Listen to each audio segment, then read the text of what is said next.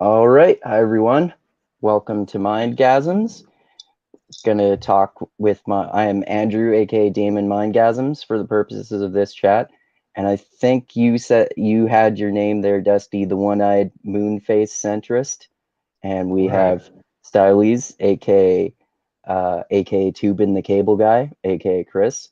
And we are going to talk about House of the Dragon, talk episode 7 to 9, and a basically mostly a season one review overall. There's all sorts of awesome shit in there, like Dragon's War, sword fights, incest, and it's all about power struggles, just like Game of Thrones. And yeah, I'm overall very pleased with season one of the show. I think I don't think I like it as much as Game of Thrones, but I think it's pretty good so far.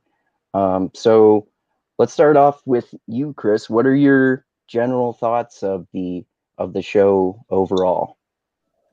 Yeah, no, it was good. Like I enjoyed the season. I will say that I thought that it started off a lot stronger and ended it a little bit not like bad, but it was just um yeah.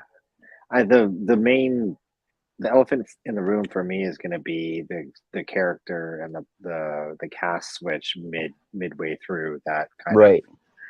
I don't know, for some people they didn't mind it. For me, it didn't change it for the worse. It just kind of like it changed, right? So sometimes when it changes like that, it's like I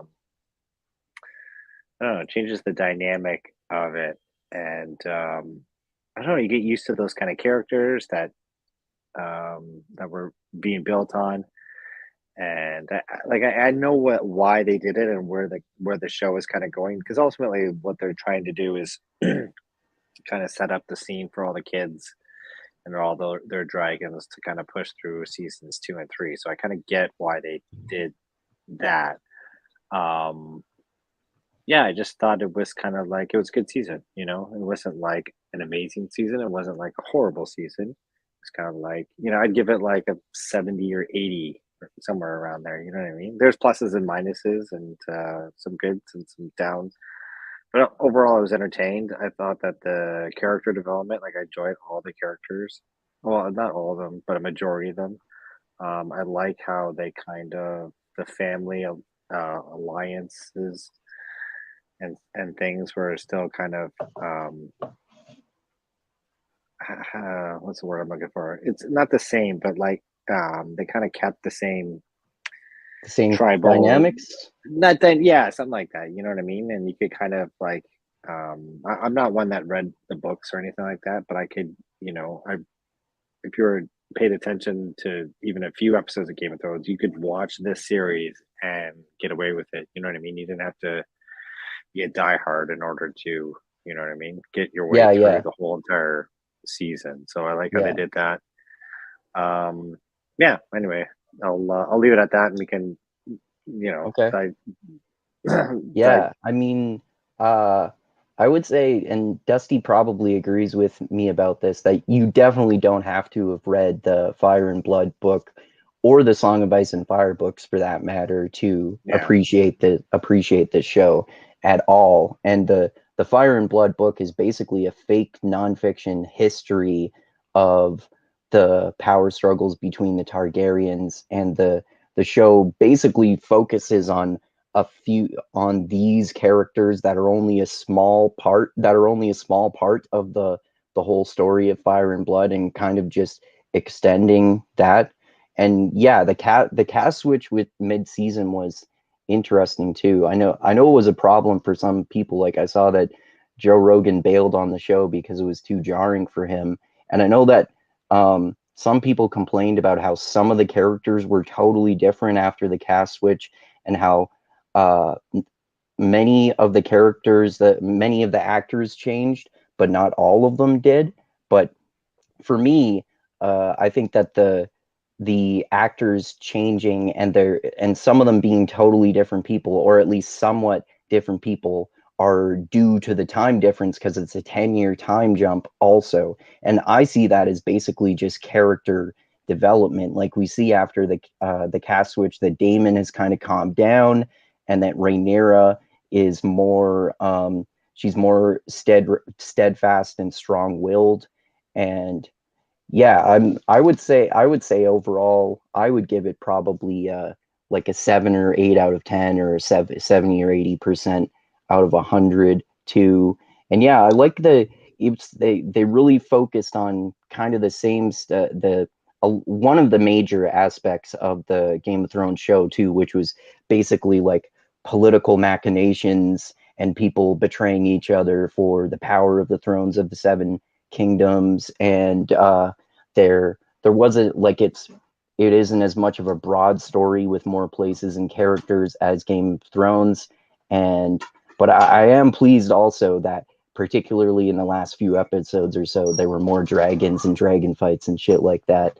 But yeah, I think that yeah, you brought up some good points there, and I think it's fairly I'd give it a fairly similar rating too. So how about you, Dusty? What are your thoughts on the season overall?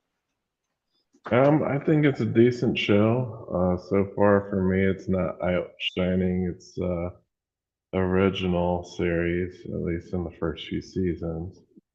Um, this is a very dialogue-heavy show, so the vast majority of the scenes are dialogues between characters. We don't have a lot of action scenes in this particular series. Um, Lots of political maneuvering and drama, family drama, and I think the actors actually do a pretty decent job. I think the problem I have, I know there's time jumps and stuff, but it sucks because you fall in love like with the younger versions of these characters, because I really loved the young versions of the characters. And I was like, but then the old versions are also likable too.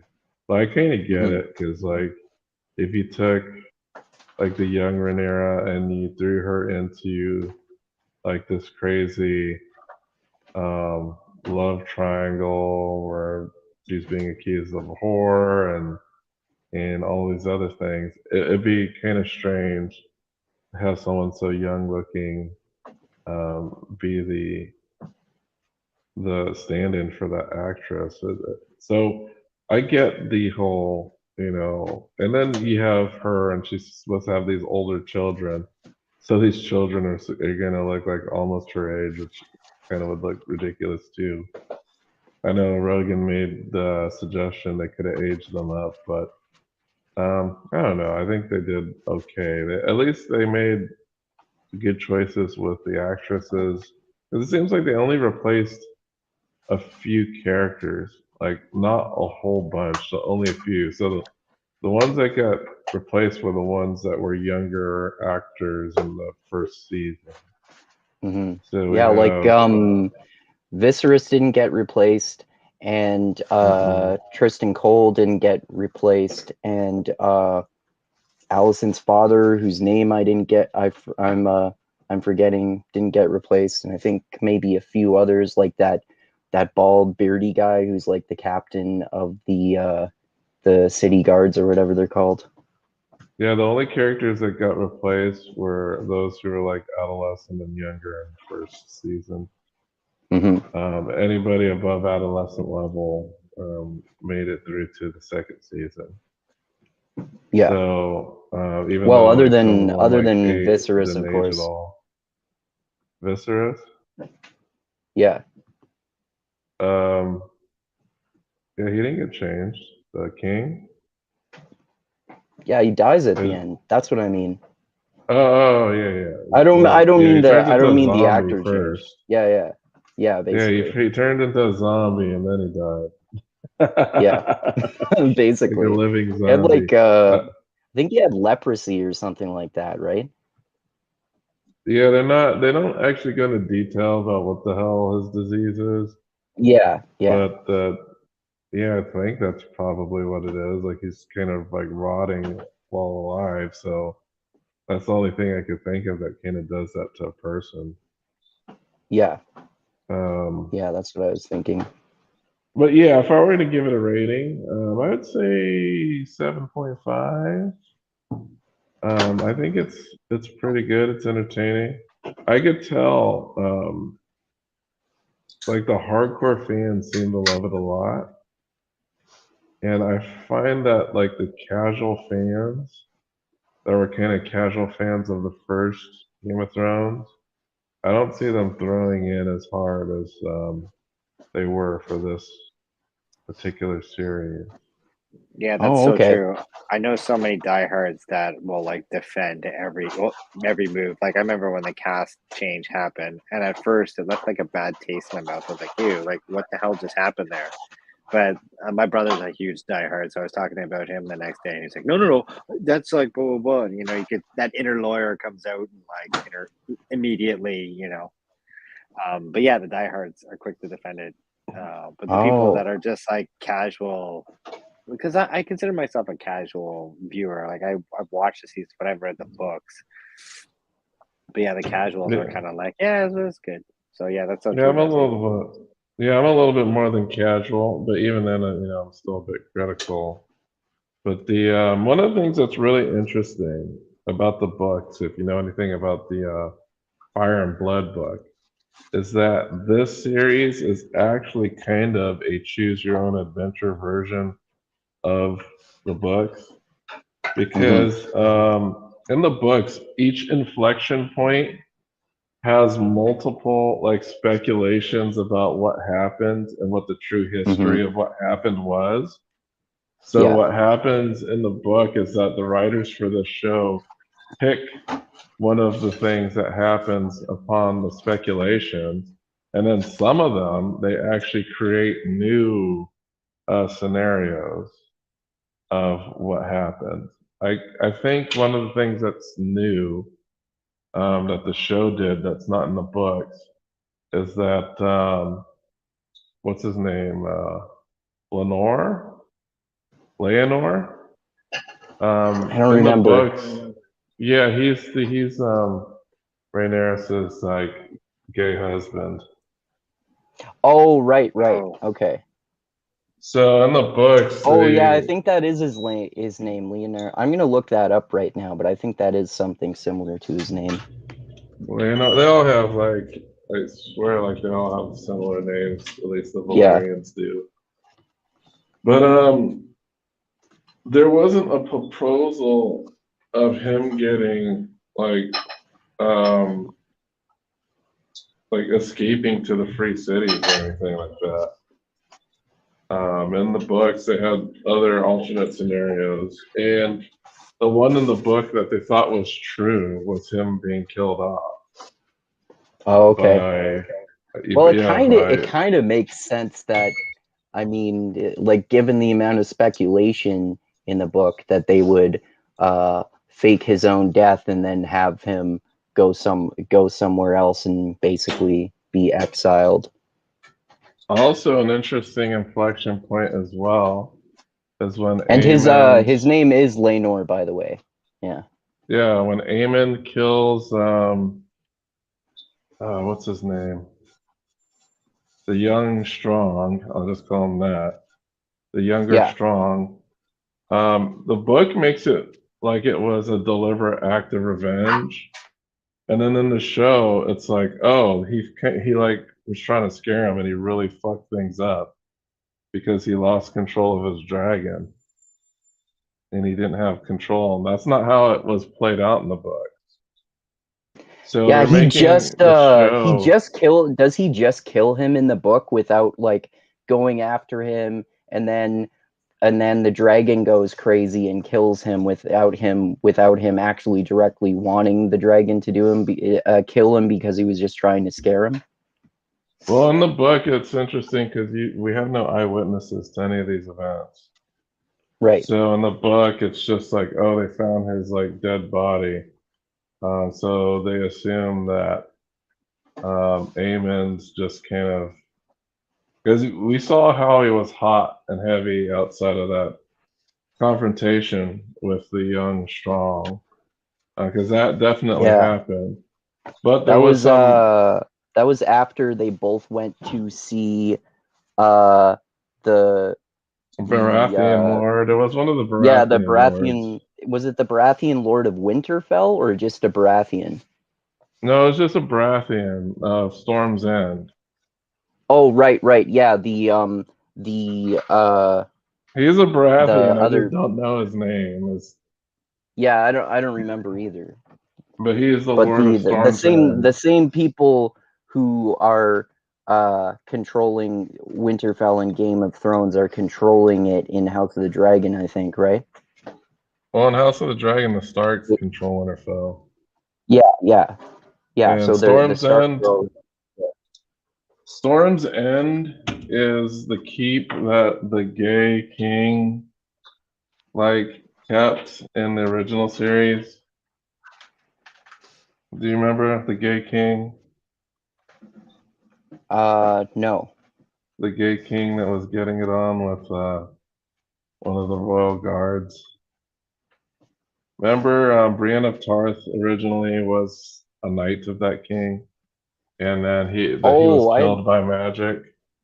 I didn't remember that he was gay. Yeah, I didn't remember. He was gay, man. He was gay, man. They even had a sex scene with the dude. Oh, okay. And they did add more. They did add more gayness and bisexualness into the show than existed in the books.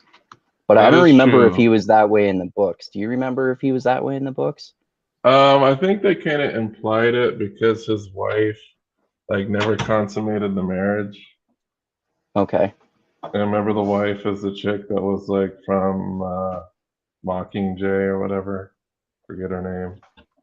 Oh, the movie? Yeah, she's the princess that got blown up in the Sept by wildfire. Cersei blew her up with a bunch of other people, and then her son committed suicide. Okay, yeah. Marjorie something. Right, the younger one who was married to Joffrey's brother. Yeah, but before that she wasn't married to the gay king. Okay. Oh, right. Yeah, now I remember. Okay, yeah. Do you remember that he was gay now? Yeah. But anyways, yeah, it's interesting how many details get filled in the show. So in the show, he made it that Aemon lost control of his dragon and did not mean to kill the young strong on his dragon.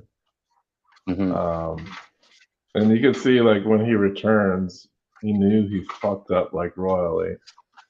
And he wasn't and you could see during the actual when it happened, he was trying to tell his dragon to stop or no, or the dragon wasn't listening to him. Right. So yeah, they do add a bit of nuance to a lot of this because they have to fill in a lot of stuff because this to the end of this season is about an hour in the audiobook. Right. Yeah.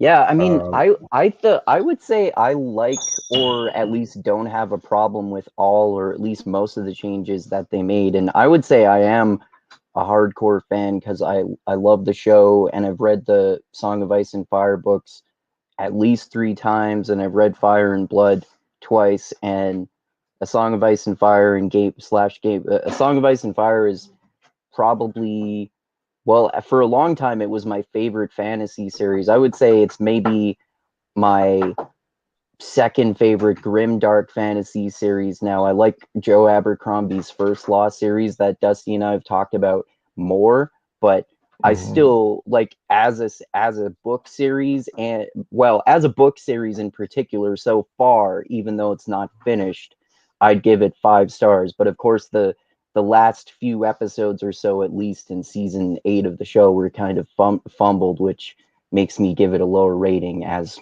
is the case with a lot of people. So you didn't like the last couple episodes of season 8?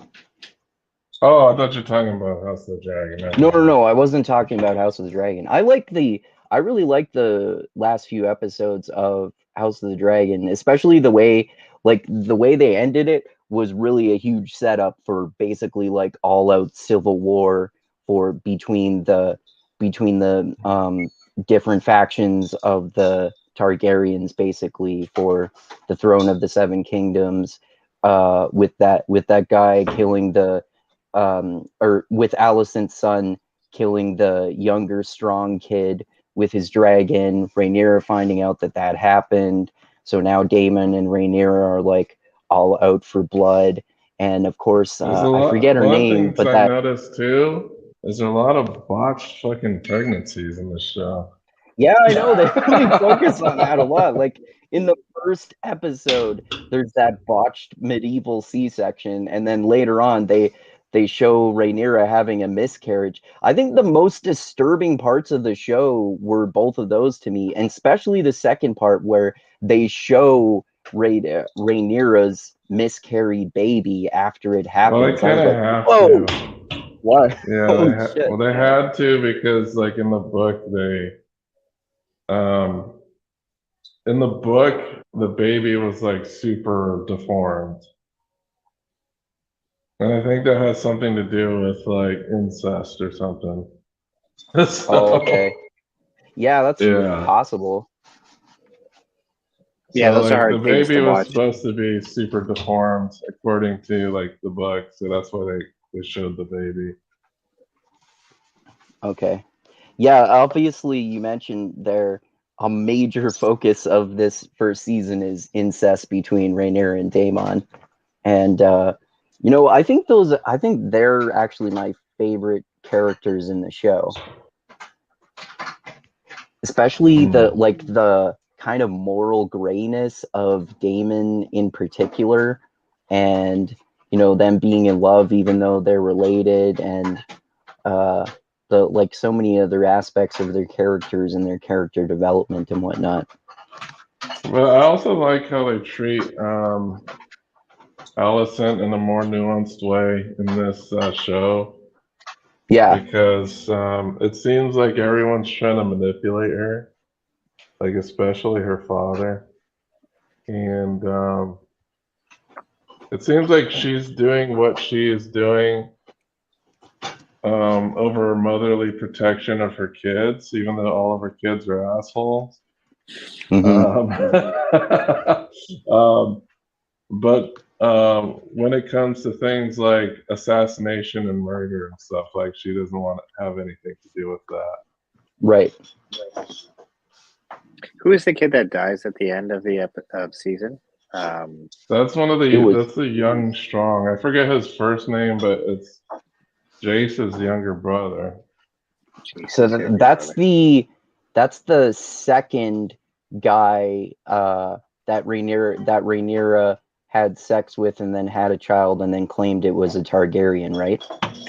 Yeah, the strong was the guy that got killed by the clubfoot man who jacked off to Alicent's feet.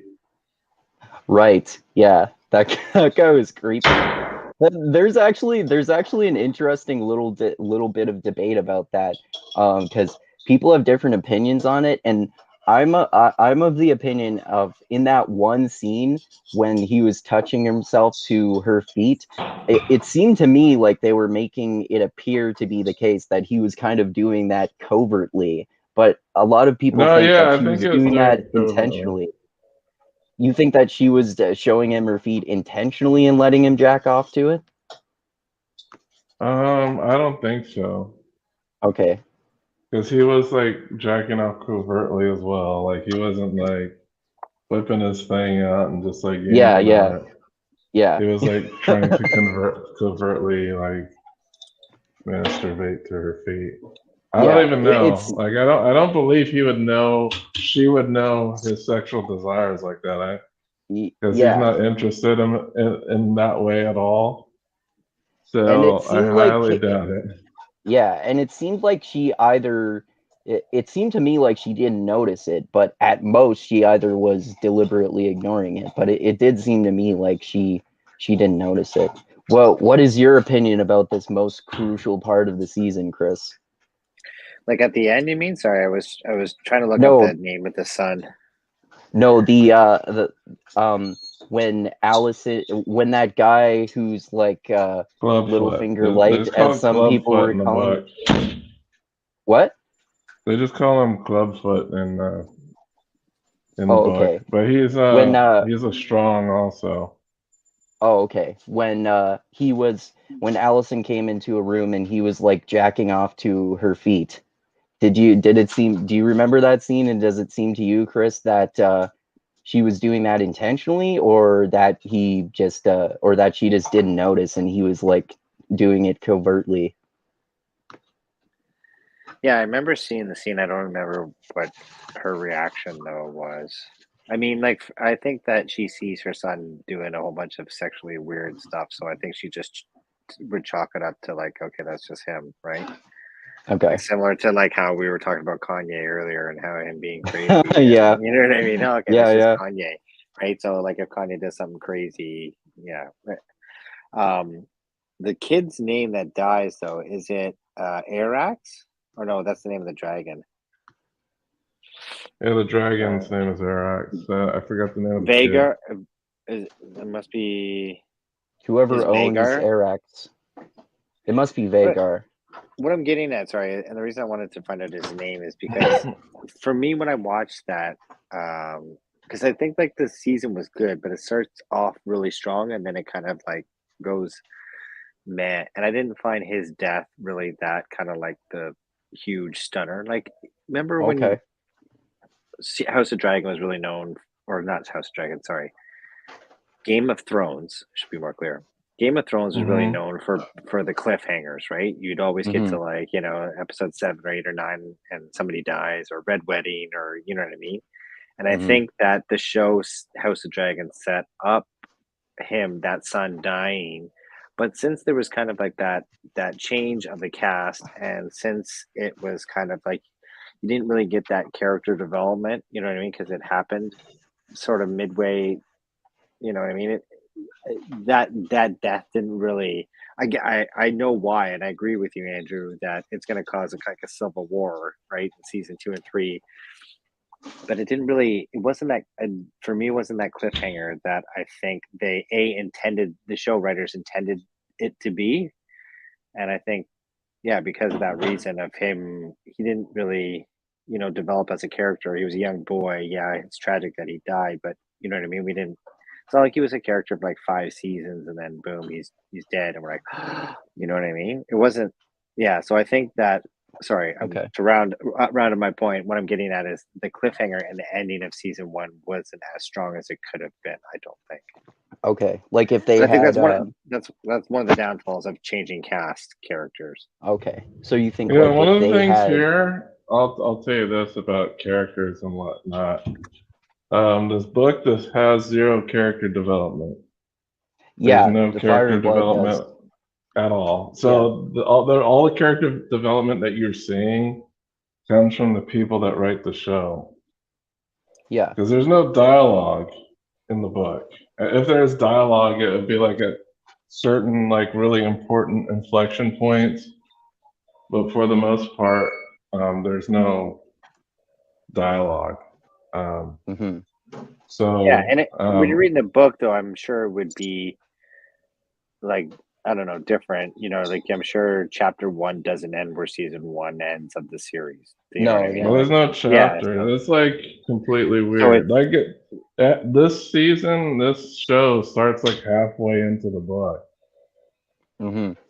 Yeah, okay. yeah, and it really focuses on these few characters, whereas the entire Fire and Blood book focuses just for a brief period of time on multiple groups of characters going throughout the history. So the show creators chose to focus on these characters and kind of prolong that story. So I mean, even with the cast change, there is still more character development for all of those characters than there is in the book, because there's like no character development in the book. But Mhm. yeah, I can see what you're saying, how that kid's death seemed unearned at the end of season 8. I guess I guess it just still worked for me because some of the character, like at least in terms of what I was saying, like Rhaenyra being somewhat different, and Daemon being somewhat different, and Alicent being somewhat different too. It worked for me because I guess the character development is implied because it's 10 years later. But I can see what you're saying too, with especially with how we didn't focus. The show didn't focus on those two kids No. very, very much at all. It'll be interesting to see what the what the not the outcome, but to see what happens in season 2, where they pick up after that, after he's dead, and how the two families and and how Rhaenyra and what's the other girl's name, how they get along now. You know, because they were kind of getting their relationship was like not close, but it was kind of getting closer near the end there. You know what I mean? They're being similar to each other, and obviously this just destroys this now. And what information they know, you know. It'll be interesting to see what is the word I'm looking for? That like the aftermath. What the aftermath is of all this? Sorry. Oh yeah, for sure. Yeah, I won't spoil anything for you. Yeah, season 2 should be interesting. I just remember it's weird. I think it's weird that they're kind of going for 4 seasons.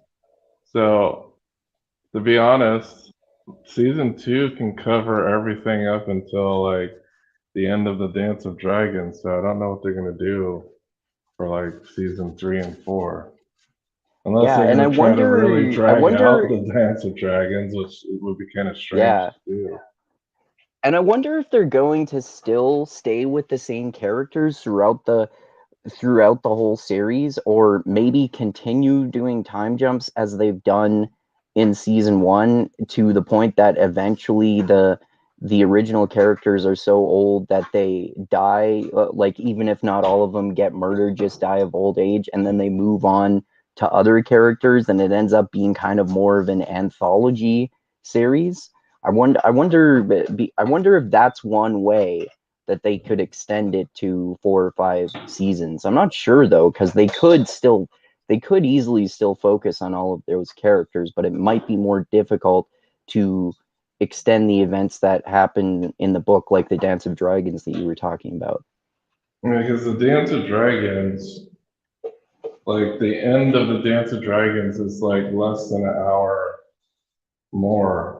So at the end of this season, you got roughly an hour of audiobook, and then after another hour of audiobook, you have the end of the Dance of Dragons. So I don't know how the hell they're gonna take like an hour of audiobook and turn it into 3 more seasons. It just doesn't seem feasible to me. Yeah, I don't know how they're gonna do it. I'm interested to see how they do. Yeah, so what do you guys think of Daemon beheading the Sea Snake's brother after? Well, technically, he chopped his head in half. Well, yeah, he chopped the top part, down the middle there. I was surprised, but not that surprised, because Daemon tends to be kind of like impulsive and violent, and this was after the time jump, so we see that he's calmed down, but he still has a lot of loyalty, so his brother, so he kills him because he's defended his brother's honor. Yes, the king was going to try to kill him himself, but it's not like the king is in any state whatsoever be able to kill somebody. The guy's like half a zombie. I guess the only thing that seems kind of unrealistic about that is that the guards in the room did nothing to prevent that from happening, because it seems like they would have wanted the direct okay from the king for that guy to be killed. Well, it depends on who. It's because Daemon killed him, right? If it would have been somebody else, then yeah, those guards would have stepped in for sure. Well, the thing is that I think the king roughly knows that his grandchildren are not legitimate. Yeah. He wants to protect his daughter's honor. Yeah, he seems in denial about that. I don't know if he's in denial. I just I think mean, by denial, I mean that he knows, but is like deliberately lying to himself. Yeah, you just don't talk about it or whatever. Yeah. Oh, he can't, because if he's propped up his daughter, and if he were to publicly say otherwise, then he would be challenged. So he kind of has Yeah. to go along with the story. Like he Yeah. has no choice to do so. Like he's 100% committed, and we see that there are points where like Alicent will bring something up, and he's like, "Oh, I just don't want to talk about it," because it's pretty obvious, I think, to everybody. And Mhm. you got to remember too, like the king is like well aware that his daughter is, you know, kind of gets it on, and has because you remember the rumors about her and the Aemon before, and You mean Daemon? everything. Yeah, because when they went to the brothel, Mm-hmm. so he knows that she has the capability of besmirching like her own maidenhood or whatever. Yeah. So it shouldn't be like far fetched for that to happen. But because if that happened, she wouldn't be no longer like a legitimate heir. So he'd have to renege on his word of her Yeah. being there. Yeah. And Exactly. he And seems like he somebody that tries to keep his word above all else. certainly, like, you see that with particularly towards the end of the season when he's like almost dying from his leprosy. I think I think this is at the point where he's already mostly bedridden, but he comes to this supper with everyone because he wants to try to keep the peace. And no, wait, no, before that he goes into the throne room with that, and that's the scene where Damon cuts that guy's head in half. And he's basically saying, like, the throne's going to Rhaenyra. We already decided this a long time ago. Why the fuck are you guys like arguing about this shit and doing all and having all these like politically tribal responses to it and trying to compete with each other for who gets the throne next? Yeah, and that's when the brother speaks up and gets his head lopped off. Exactly. Yeah. um, but yeah, it's interesting because he has to like double down on everything. Like he is forced to, because he would be without honor. And then if he were to recognize, or at least say something even in private about what Rhaenyra has done, then that would force him to recognize that his daughter has done something that is dishonorable. Yeah. Exactly. I think the show And so writers, they set it dishonorable. up. The show writers set it up so that the viewer, you realize that the I want to say like patriarchy or whatever, but like they're, the monarchy or whatever they belong to it goes above like their family. You know what I mean? Yeah. Like Yeah. even Like those, your duty to the realm, that sort of yeah, thing. your duty to the realm comes first, and then everything comes second. I think that's what they're trying to establish there. Yeah, yeah, that makes sense. Especially, and people have that sense of honor to the realm in various degrees. And Viserys seems like he takes that more seriously than anyone else, and he's not just all about gaining personal power, which is what a lot of the basically every other character is doing that more so than he does to varying degrees.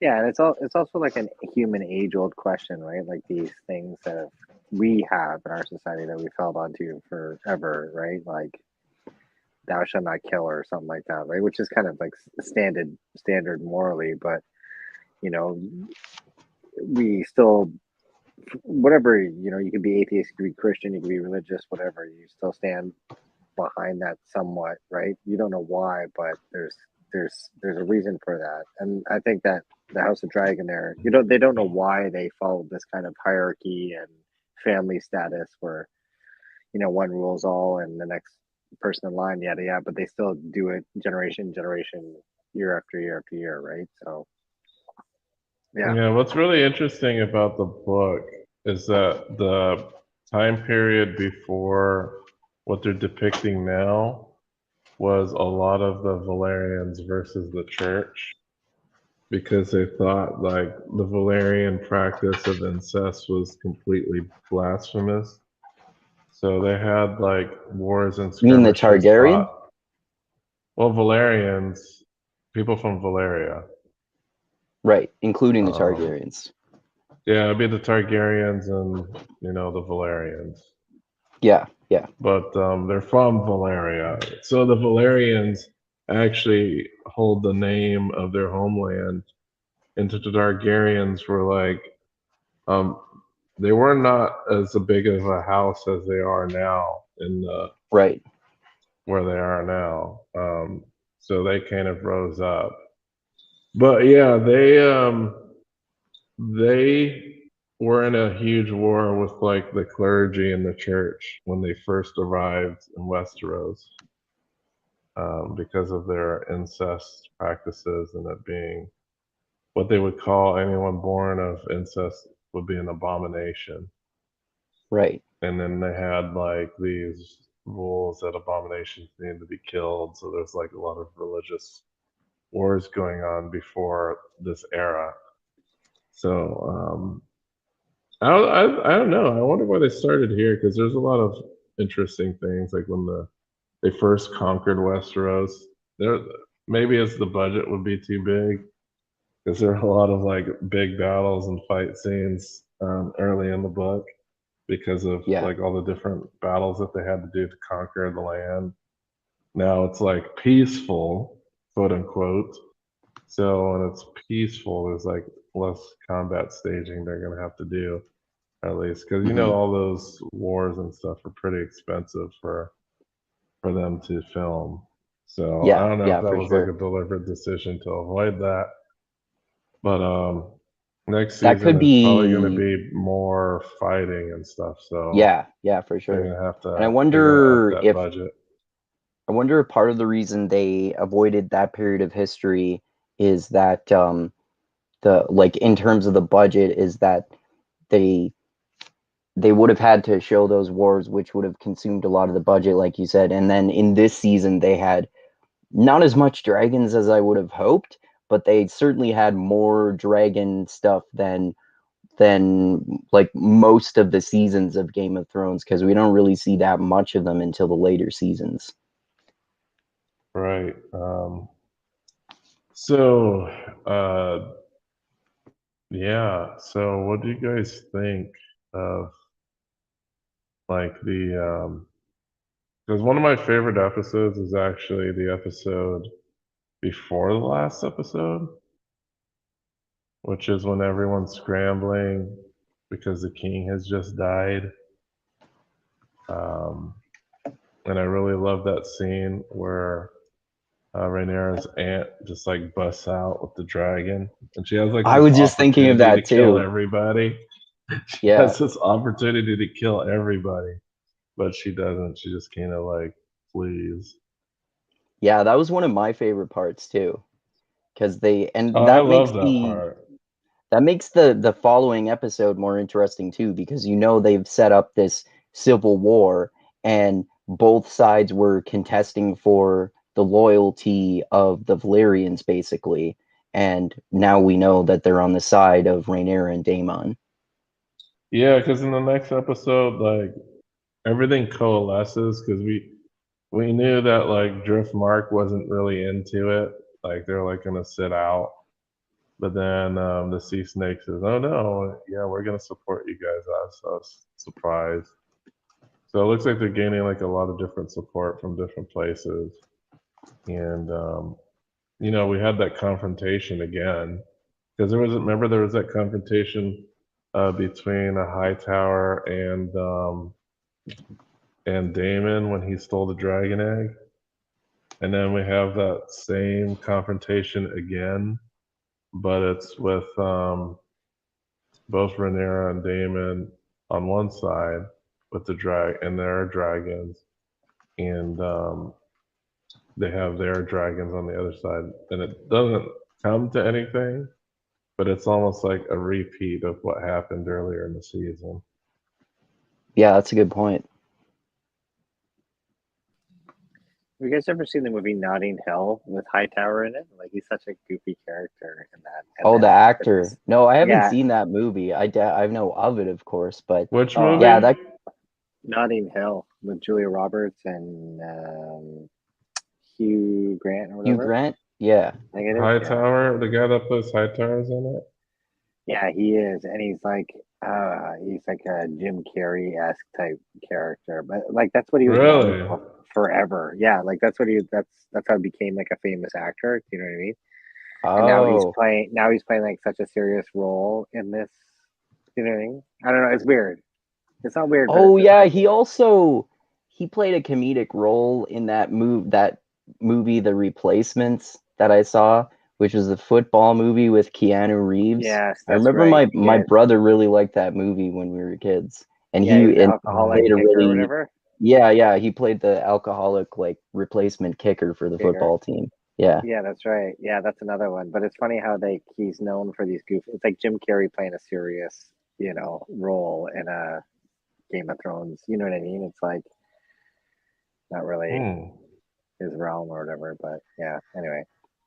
Yeah, that's cool. That's cool when actors It do is. that because he shows that he has a really good serious acting ability. Because sometimes you figure that comedic actors don't have that ability, but then often they show that they do. Yeah, it's like who was also really good at that too was Robin Williams. He was like Good Will Hunting. You know what I mean? Like Certainly, yeah. yeah. Anyway. Did you say Harlan Williams? Who's that? Oh, I thought you said Harlan Williams. I guess not. No, The I guy said that played Spaceman. Shit, I just forgot his Robin name Williams. again. Robin Robin Williams. Williams? Yeah, sorry. Oh, Yeah, Robin okay. Williams. The guy that was in Good Will Hunting. Yeah, not Harlan Williams. Oh, I forgot who that was for a second, but I'm picturing him now. Yeah. Mm-hmm. Yeah, he was in Rocket Man. He's also in Freddy Got Fingered. Yeah, that's right. True. He was like Freddy's friend. I think he's the one that like broke his like arm or something, and Freddy was like licking the blood that came out of it. Right. So gross, man. Yeah, Robin Williams did such a great job of comedic roles, but also really serious roles. Like in Insomnia with Al Pacino, he was like a pedophile serial killer, really convincingly. And in 1 Hour Photo, he was some kind of creepy murderer, really convincingly. And then in I Some forget the dreams with name of it. them. Yeah, that one too. That one Yeah. too. That's based on a Richard Matheson story who wrote I Am Legend and Button Really? Button that got made into a movie called The Box about how Cameron Diaz and James Marsden's characters receive a box, and if they press the button, they will receive $1 million, but someone somewhere who they don't know and have never met will die. So it's so fascinating because it's all about this moral dilemma. And yeah, there's this other kind of sci-fi movie with Robin Williams that came out decades ago that I just watched recently. I forget the name of it, but it's he does a really convincing, very serious performance in that one too. Similarly Millennial to Man. House of the Dragon, actually, Matt Smith, who plays Daemon in House of the Dragon, some people were doubting whether he could play such a serious role because he was in Doctor Who before, and I've never really seen that show much before. But some people were concerned about whether he could do a good job, and it seems like he did a really great job in this. But he was in The Crown and did Prince. Oh, okay. I Yeah, haven't seen What I is haven't and seen that show. he was that was kind of serious role, and he was really good at that. Shit, what's his name? Prince William? No, he wasn't Prince William. He's one of the What do princes. you what do you think of One-Eyed Moonface's performance? One-eyed moon face. The guy with the eye patch who gets his eye cut out by Oh the yeah. Elwast before he kills him with the dragon. Yeah. I Yeah, he thought that also guy has was like good. he has like a cartoonishly weird like facial structure. Yeah, there's something up with his like bone cheeks or something. Yeah. It's Like his they're like chin is like super huge and like jutting out. yeah. He looks like that one McDonald's character, like that Moon Mac the Knight or whatever his name was. But definitely will be like a good villain character come season 2 and 3 for sure. Definitely, yeah. Yeah, they definitely Set that up like I good. like the dynamic that they built between like because that's not something that's too much in the books, where they built up like this dynamic where the older brother is just like complete shite, and then like the younger brother would be like the true has like true king potential. Because we see that he's like really serious about his role and like the role he plays, and then the older brother is just like a complete piece of shit.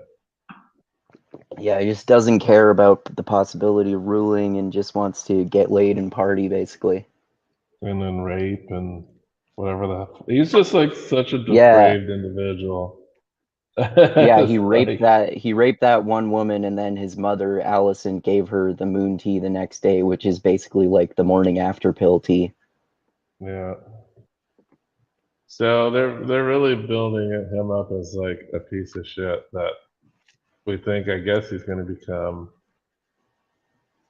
He's like the Joffrey that I guess isn't into torturing people. I But think And it's he's really like, he's kind of like less impulsive and smarter too, although he is kind of impulsive. no, he's like super like he's impulsive when it comes to like his deviancy. Yeah. So he's pretty impulsive. Like we see that he rapes that chick, and he's going to like these underground fight clubs where like children are fighting each other. Oh, I didn't even remember that part. Remember when they go off looking for him because they need to do the coronation? He kind of like skips town because he doesn't want to be involved. And then Eye Patch Moonface, like they go to different brothels and like try to find his whereabouts, and then finally, and this is what I don't get, um, like the little finger of the town, I guess the lady who's kind of involved with all of the like criminal underworld and brothel stuff, tries to basically like extort them. I was like, this shit is gonna backfire on you hardcore, lady. Like, what do you Yeah. think is? You think this is a good decision? No, but she like tries to because there's two factions. It's like you have Allison's faction and her dad's faction. So the dad is wanting to look for the prince, and so is Allison. But also, I forget what the conflict was going to be because I think Allison wanted to make sure that like the prince made it back like unhurt.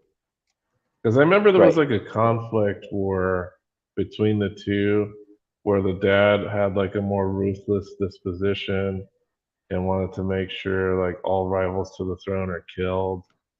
Right. Um, and Allison does not want that to happen, so um, she sends out Kristen Cole and the younger brother, I think, and then Hightower sends out a couple other folks to search, and then Right. they fight over him. So Yeah.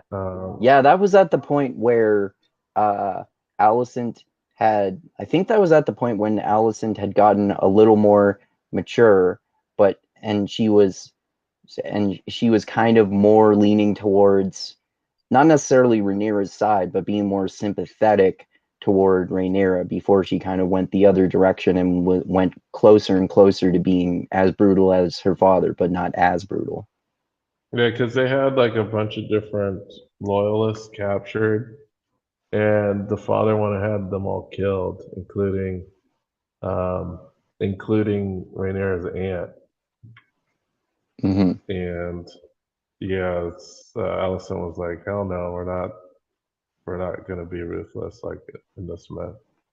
And even In the killing weapons. Rhaenyra's aunt at that point was excessively brutal to a point of being dumb, because until that second last episode when she escaped on her dragon, both sides were competing for the loyalty of the Valyrians, because they control the fleets. So they would have a whichever side gains their loyalty has a huge naval advantage, right?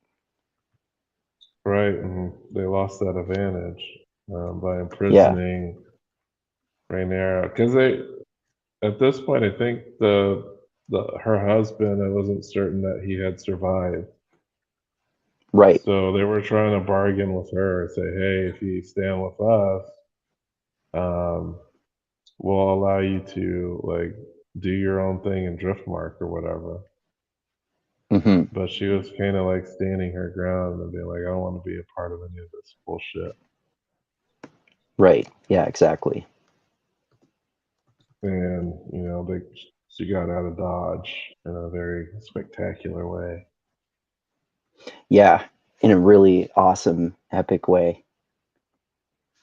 There must So, be an all-out like World War IV coming or something like that, because, and I know the show is called House of Dragon, but we go from like 20 dragons, because there's all these eggs too that they show, right? Like, well, there's there's like, like dragons. Like, of course, the Targaryens can have.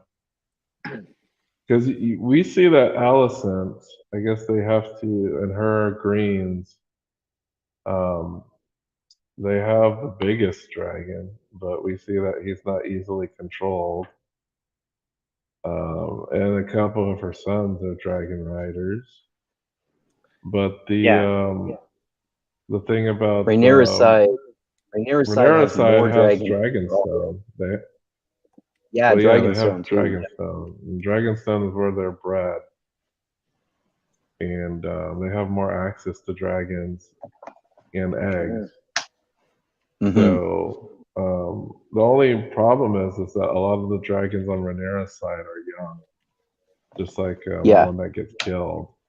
Like a lot of them are not Yeah. as old as like the bigger dragons. So And they have that's the little to no problem. war experience, some of them too, right? All right, so they got 3 or 4 dragons on the Alicent side, and I think there's like 8 on the other side, but they don't even have 8 dragon riders, and some of these dragons are like not big, and they're like Mm-hmm. barely babies. yeah. No, I was just comparing it to like Game of Thrones, right? Like, how many dragons have we seen in Game of Thrones? 2? Oh, there's 3 Yeah. total. Yeah, 3. 3 compared to like what? There's going to be 30 in House of Dragon, right? So Yeah. Probably like more like a dozen, like a little over a dozen. It's not going to be like a giant fleet of dragons. no, It's I know, but it's yeah, all these dragons obviously die, or they're not able to procreate anymore. So obviously something happens, like there's a massive war or something must happen, right? I'm really looking forward to seeing dragon wars with dragons fighting each other. Yeah, me too. That's gonna probably be, what is it, season 4, the last season? Yeah. Yeah, Actually, I think it might be. To be honest, it should be next season because basically the Dance of Dragons starts when Jace's younger brother gets killed. That's like when it starts. And Right. the Dance of Dragons is like less than an hour in the audience. So I don't know how they would be able to extend less than an hour of like written content to 3 seasons. Yeah. I Well, guess they won't So have we'll they see. won't have the problem that the Game of Thrones show had. They won't have the problem with rushing stuff too much. Well, at least from the beginning of the Dance of Dragons to the end of it, there's not any time skips, so it should be a pretty consistent like show because it's a war that gets fought. But there are Oh, some right, I pretty. forgot about that. So that'll be if they do it the same way as the book, which they haven't done entirely so far, of course, then it would mean that there isn't a cast switch in season 2. There shouldn't be. Not Yeah. there shouldn't be because the Dance of Dragons is just a continuous war that happens for a few years. Hmm. But I don't know how they're going to handle that in the show. And plus, they shouldn't need any time jumps. Like, it's not necessary at this point. Like, all the kids are Hmm. older now, and Plus, the feedback I think they got wasn't like some people liked it, some people didn't, right? So it wasn't across the board. well, Everybody loved it, so they might not want to attempt to do it again. well, it's not like Game of Thrones hasn't done it before. They did it with Tommen. Like, I think they changed his character like 3 times. The Mountain, he got changed like 3 times. Oh, I didn't Um, even know that. yeah, the original Mountain. It's weird because the original Mountain was like a huge dude, kind of like the last guy, and then they changed it for some tall, skinny dude, and then they changed it Really? to yeah, like the season where Arya's at Harrenhal, the Mountain looks like kind of like weird and tall and skinny. But since he has a Oh, okay. mask on, you don't really notice the difference there. Whereas, like, you Well, he know, only gains the mask once he becomes zombie Mountain. Wow, I didn't even know that. I thought that it was that guy who what is a literal strongman competitor who they got to play him. I thought it was him throughout it. I didn't even notice that. No, like in the first season when um, the Hound and the Mountain fight, they fight in the first season, and they both fight with their helmets off. You can see it's a different dude. And then in Okay. I think season one, I'm not sure, whatever season where Arya is like a servant at Harrenhal, um, in that season we see like the Hound or the Mountain's face again. It's like a totally different guy, and his build isn't even the same. Because the Mountain is like taller than the Hound, but the Hound is still tall as fuck. I think he's like 6'7" or something. He's pretty tall. So they had like a hard time getting like huge ass dudes to play the Mountain when the Hound was Right. already pretty big. And it makes more sense for there to be a cast change with Tommen because he was a really young kid when we first see him. Well, Tommen, I'm not sure. Did Rickon also get a cast change? I'm not sure. I'm not Because sure. That's a Rickon good would be question. like, I don't think so because he died young enough that it didn't really matter. Okay. Because he got killed, what, in the Battle of the Bastards, right? I think so. Yeah, because Ramsey, like, released Rickon and then shot him with, like, arrows and shit. Right. Yeah. Man, I think that's, like, one of the best episodes in fucking, in the whole season. Yeah. Yeah. Especially when oh shit, I'm forgetting her name, the redhead Stark who's like Sansa? forced Sansa, yeah, yeah. Especially when she gets her revenge and lets loose his wild dogs on him and she walks away with a smile as they eat him alive. Yeah, that's beyond the books. I wonder if these books ever get finished. Like Yeah. how different they're I've gonna I, be. I've heard it. I've heard another update recently with George R.R. Martin said that I've made much more progress, but every time I write it, it gets longer, and this is definitely going to be the longest Song of Ice and Fire book.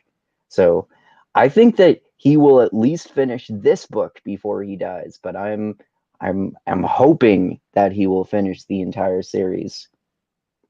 Dude, he's gonna be like, how old is he now?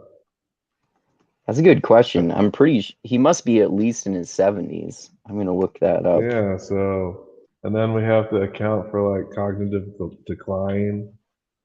It's like, he needs to if he really wants to like finish this shit, he needs to like finish it within the next few years.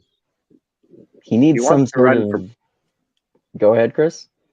if he wants to run for president, he's got to start now. Yeah, exactly. Well, he's about the right age too. I just looked it up, and he's 74. I don't know. That's a little young to be president nowadays. Yeah, isn't it like Well, 80 you got to start? Yeah. I was younger than Trump, so Yep. I don't know. I don't think he's gonna finish. I think He he's needs just some of like that too Brandon wrapped up. Sanderson energy.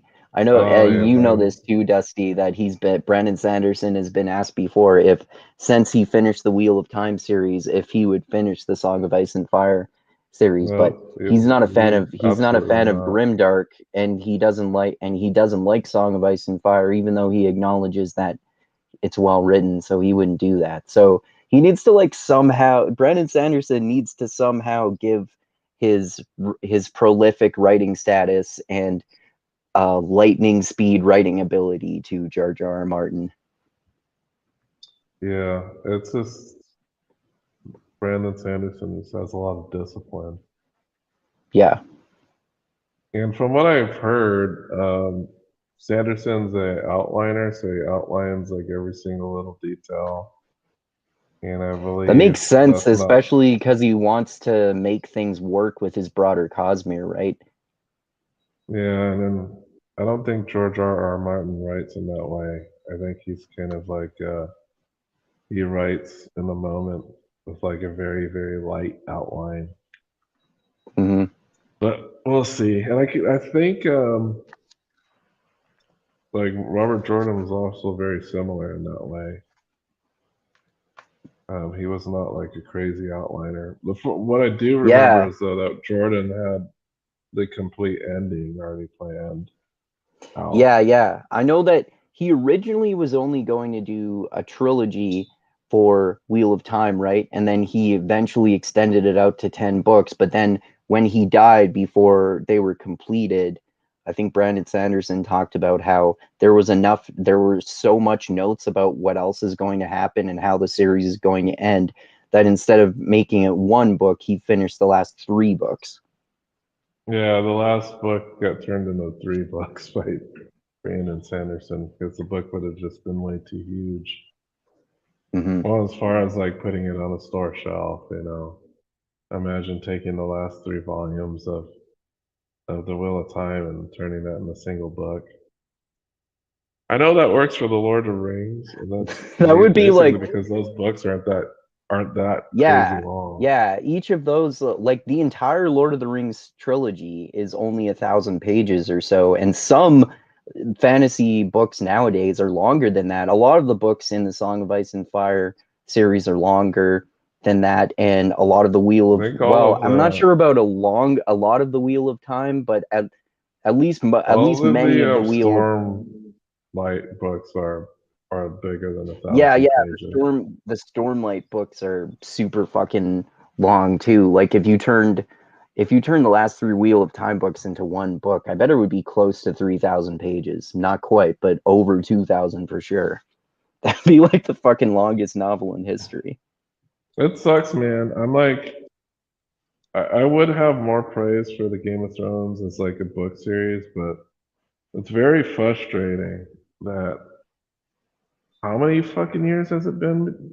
Like over a decade I since the last think book was written? I think it was 2009 or 2010 Yeah, it's over a when Dance and decade, Dragons man. came out. Yeah. Pretty That's crazy. nuts. He got sidetracked with being heavily involved in Game of Thrones and now House of the Dragon, and of course he wrote Fire and Blood, which House of the Dragon is Oh based yeah, on, and he wrote that. He wrote that he wrote like instead two of other like working books that on are his in this. main series. Yeah, he wrote like 2 other books that are in the Song of Ice and Fire universe. He could have written Winds of Winter by now if he hadn't done all that shit, probably. Yeah, and then he has his other books that he works on, and Like, man, this is like the thing that everybody wants you to finish, and it's been Oh, over 10 years. Dance of Dragons was released in 2011, so it still was over a decade. That's over a decade, man. Like, Yeah. what other books have this huge ass gap? Like, man, Is it I think what's going to have a I've like King Killer is probably going to have a gap that big too. Yeah, I was just thinking that actually. I've heard fantasy nerds talk about how there's a huge gap between the King Killer books, and fans are still waiting for the next one. I still haven't gotten into that series. I have a physical copy of the first one, but I haven't gotten into it yet. I But like it. It's yeah, pretty well written. yeah, It has good prose, that guy. yeah. So we haven't talked in that much detail about the different characters in House of the Dragon yet. I want to talk with you guys a little bit more about about Rhaenyra and Daemon, because like I said, they're probably my favorite characters in the show. What do you guys think of those characters, and who are your favorite characters in the show if they're not them? Why don't you go first, Chris? Yeah, I like Damon. And he'd probably be one of my favorite characters for sure, just because he's like one of those guys that's like, I don't know. He started off like he was an evil character, but then he kind of became like a good character near the end. It was kind of He like, is evil, man. He killed his ex-wife. yeah, true, but he's kind of He's like, not a good. I think he's still like varying levels of moral gray. Like I see yeah, what you're it's saying not, with in the later in that after that time jump, he's definitely mellowed out a lot. And then but then he still like cuts that guy's head in half and still is out for blood by the end of the season. But he still seems kind of like morally gray and not totally evil to me too. yeah, he's not like necessarily a good guy. He's, yeah, I don't know. It's hard to root for him. You know, sometimes you do though, but yeah, I don't know. It's so he'd be one of my favorite characters. I did like um I did like the younger Rhaenyra and the younger um what's the queen's name? Allison? Allison. I like that both those characters. I like the younger versions of them. Um the older Allison is is not is better than um shit, what's her name? Than the girl that I just mentioned. Oh, Allison? No, what was the other girl? Rhaenyra? Allison Rhaenyra. Thank you. Um, yeah, So lost you my train like of thought, but are you saying you like the younger I like versions the of both of those yeah, I like characters the more? yeah for sure. Okay. Yeah, although Rhaenyra older was a lot better than sorry, Allison older is a lot better than Rhaenyra older. That's what I meant to say. Oh, okay. Yeah. And the king, I don't know. I didn't really. He wasn't really that great of a character. Um, Yeah, that's yeah. interesting too. He wasn't one of my favorite characters either. I mean, No, he I was like that he there, had and a clearly defined moral compass, but his performance was really great too. his And form. Yeah, it was. some people like him more than other characters, like um Dusty, that guy Shad on his Night's Watch channel, where they basically like intellectually shit on a whole bunch of new shows, but he really likes the House of Dragon show. His favorite character for the whole season has been Viserys, which kind of makes sense given his personality because he's like a traditional Christian type of guy. But I thought that was interesting because, like I said, I thought his performance was great, but he wasn't one of my Yeah. favorite characters. No, I agree. His performance is really good, but he wasn't one of. And I think it's because he's going to eventually die at some point, right? So it's kind of like you mentally kind of check him out or give up on him, right? And you're Yeah, concentrating on the other characters of the show and what they're going to do. And not that like obviously you you want to know what happens to, or who takes over for him. Sorry, when he dies. I think that's, you know, yeah. But as far as him being the essential character, you know, he's not going to be around for seasons 2, 3, or 4. So yeah. Yeah, As far as the definitely. kids go, again, I think the kids, they weren't on screen enough for me to really like. Some of them were just assholes, and the other two were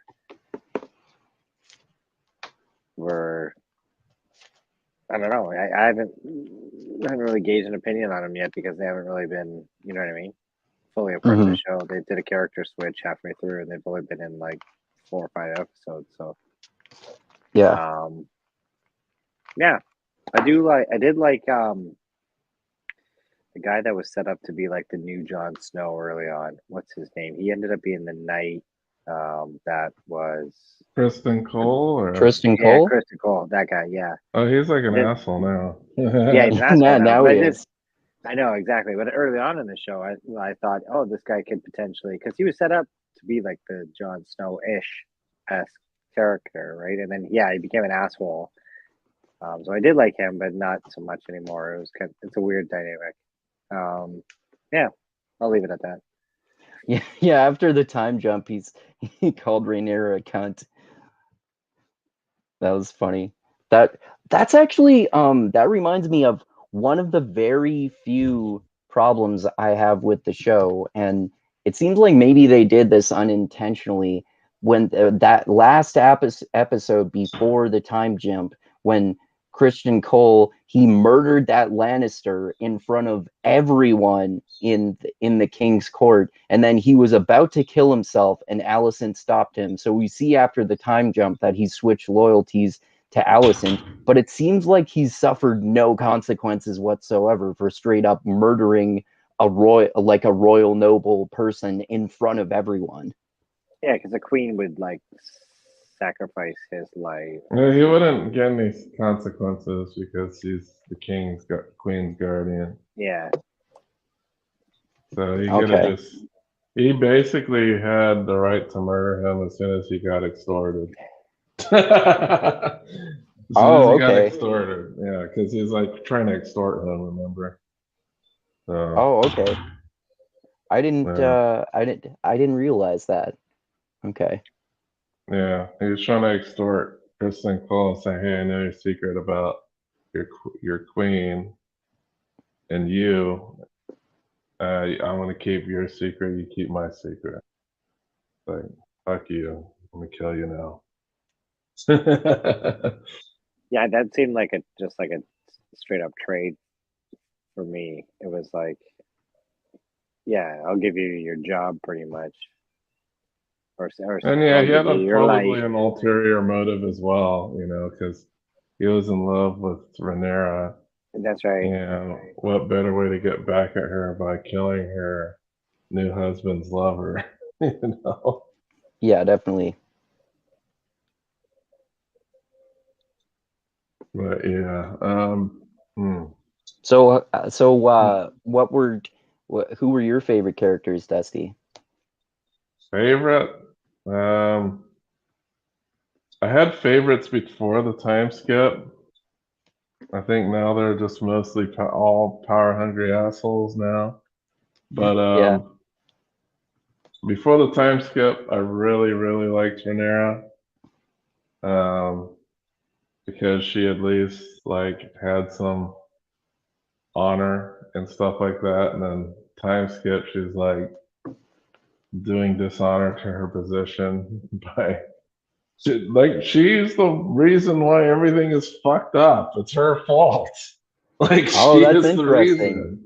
I actually liked it seems like I have a different opinion from you guys on the Alicent and Rhaenyra after the time jump. At least Rhaenyra, because I actually like Rhaenyra after the time jump, even though she's kind of a more morally bad character. I just think it's interesting that she's so much more strong-willed.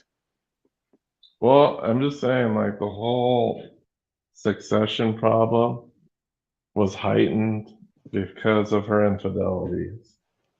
Yeah, And true. it's Sure was. super obvious.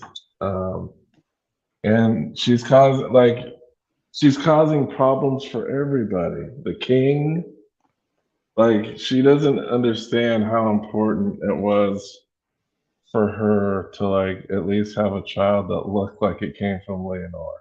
Yeah. And then she was finally about to do that with Daemon, but then she had that miscarriage. Right. So she still has, like, no legitimate children. And also, like, her only heir is an obvious bastard. Yeah. So, Oh, that reminds me of one no, she does have other. legitimate children with Daemon. Because remember when she visits the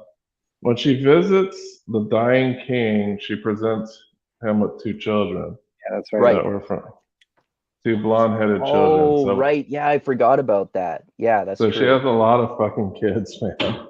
Yeah.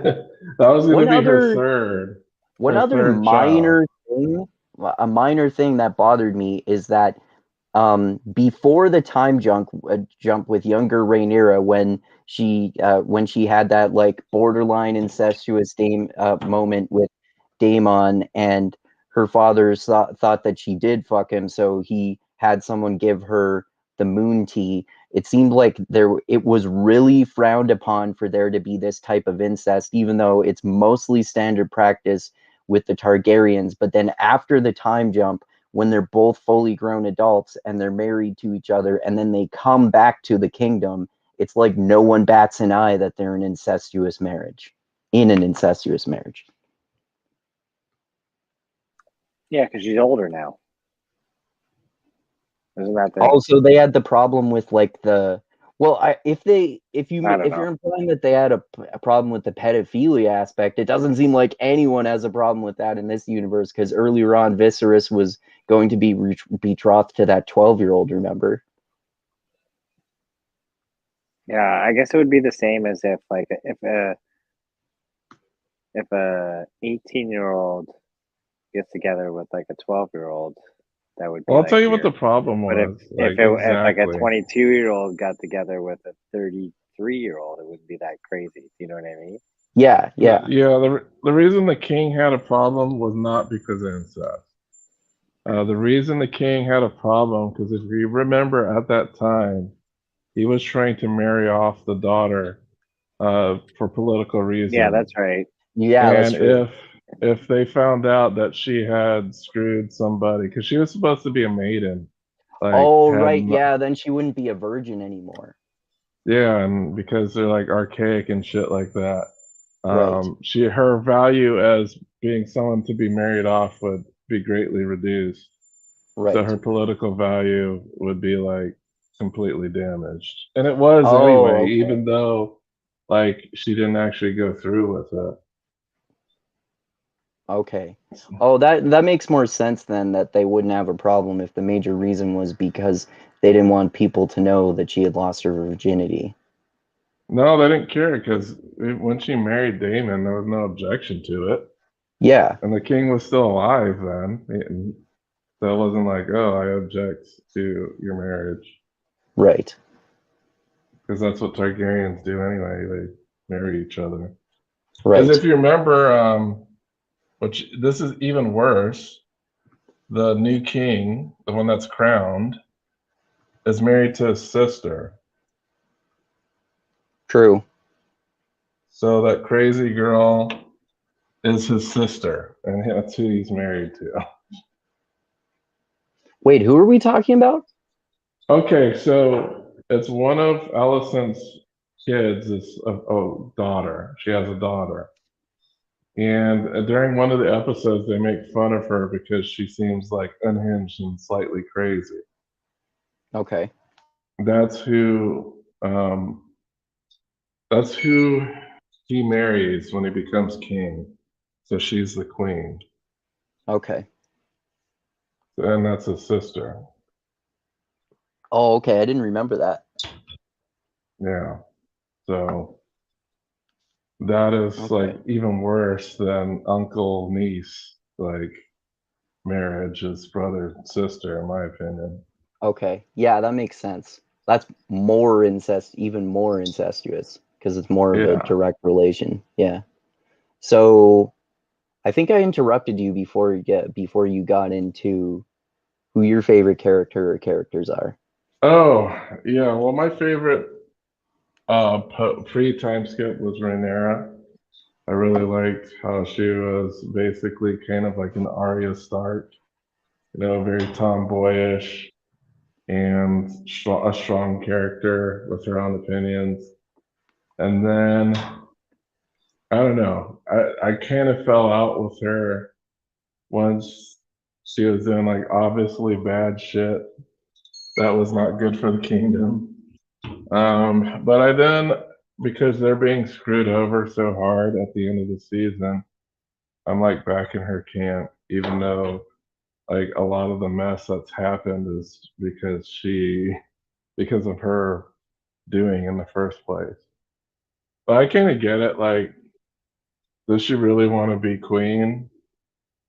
It seems like she does now, like at least by the end of the season.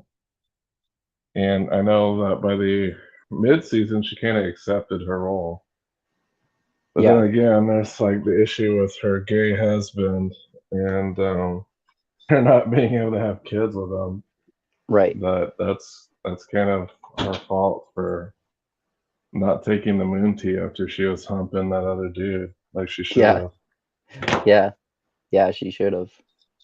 And they Like she, and her gay husband and her tried to conceive a child at one point too, but it didn't work, which would make sense since he's gay. well, Although it is possible for gay guys to have sex with women and have children, dude, because that has happened before. tons of gay dudes have like sex with women and have children. That Especially happens when it all the was time. more frowned upon to be gay and more guys were in the closet. So Hmm. they had to be seen as like normal and get into seemingly heterosexual Well, they have to be relationships. at least bi, right? Hmm. Right. So they have to be at least bi for it to happen. Because if they're bi, they'd have to have the ability to get it up for a woman, you know. Yeah. So, but yeah, I do have sympathy for Rhaenyra because she's being screwed over for like the secession. Also, what do you think of before Viserys died? Like you're saying, he was having kind of like these ramblings, and then it seemed like Alicent was misinterpreting what he was saying. Do you think she thought like what he was saying had to do with her son? Yeah, because Because he said he must rule. And I think that yeah, but here's the thing. Um, here's the thing.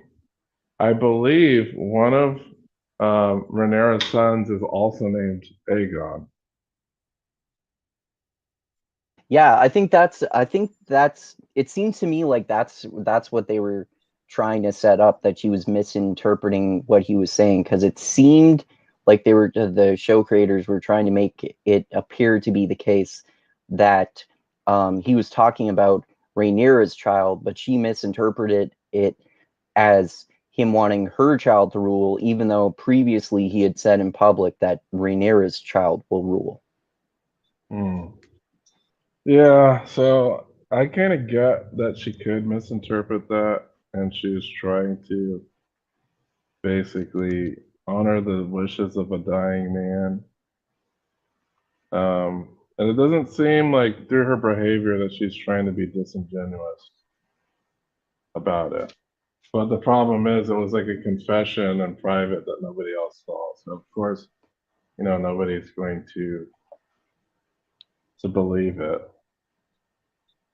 because there Yeah, were for no sure. witnesses to it. So So I don't know. you thought that was meant to be a misinterpretation too? I thought it was a pretty interesting nuance that the show added because this is not something that's part of the book at all. Yeah. And I thought that was a good thing for them to do to make Alicent a sympathetic character instead of Yeah. the villain. And I like that they're really taking these really nuanced takes. Like, who is the villain? Is it Alicent? Is it Rhaenyra. It's Yeah, it's interesting because you can kind of like you as the audience can kind of choose which faction you support, and you can have reasonable arguments for supporting either side. yeah, because if you just think about the factions themselves, like Daemon, like he's not the best of people. Um, and as far as, and then on Alicent's side, you have Clubfoot, who's obviously like killed some folks. Hmm. He killed Rhaenyra's lover and his own dad. So that guy he killed his brother and father. Oh, I The forgot guy that he is killed his like, father. yeah, the father, remember the father was the hand of the king? Hmm. He killed him and he killed his own brother. Like, that's fucking, like, how can you trust somebody that's done that? Yeah, yeah, And it definitely. seems Alicent may be a bit naive when it comes to dealing with that guy, Yeah, especially if he has some type of weird crush on her. yeah, Like, that's even more dangerous.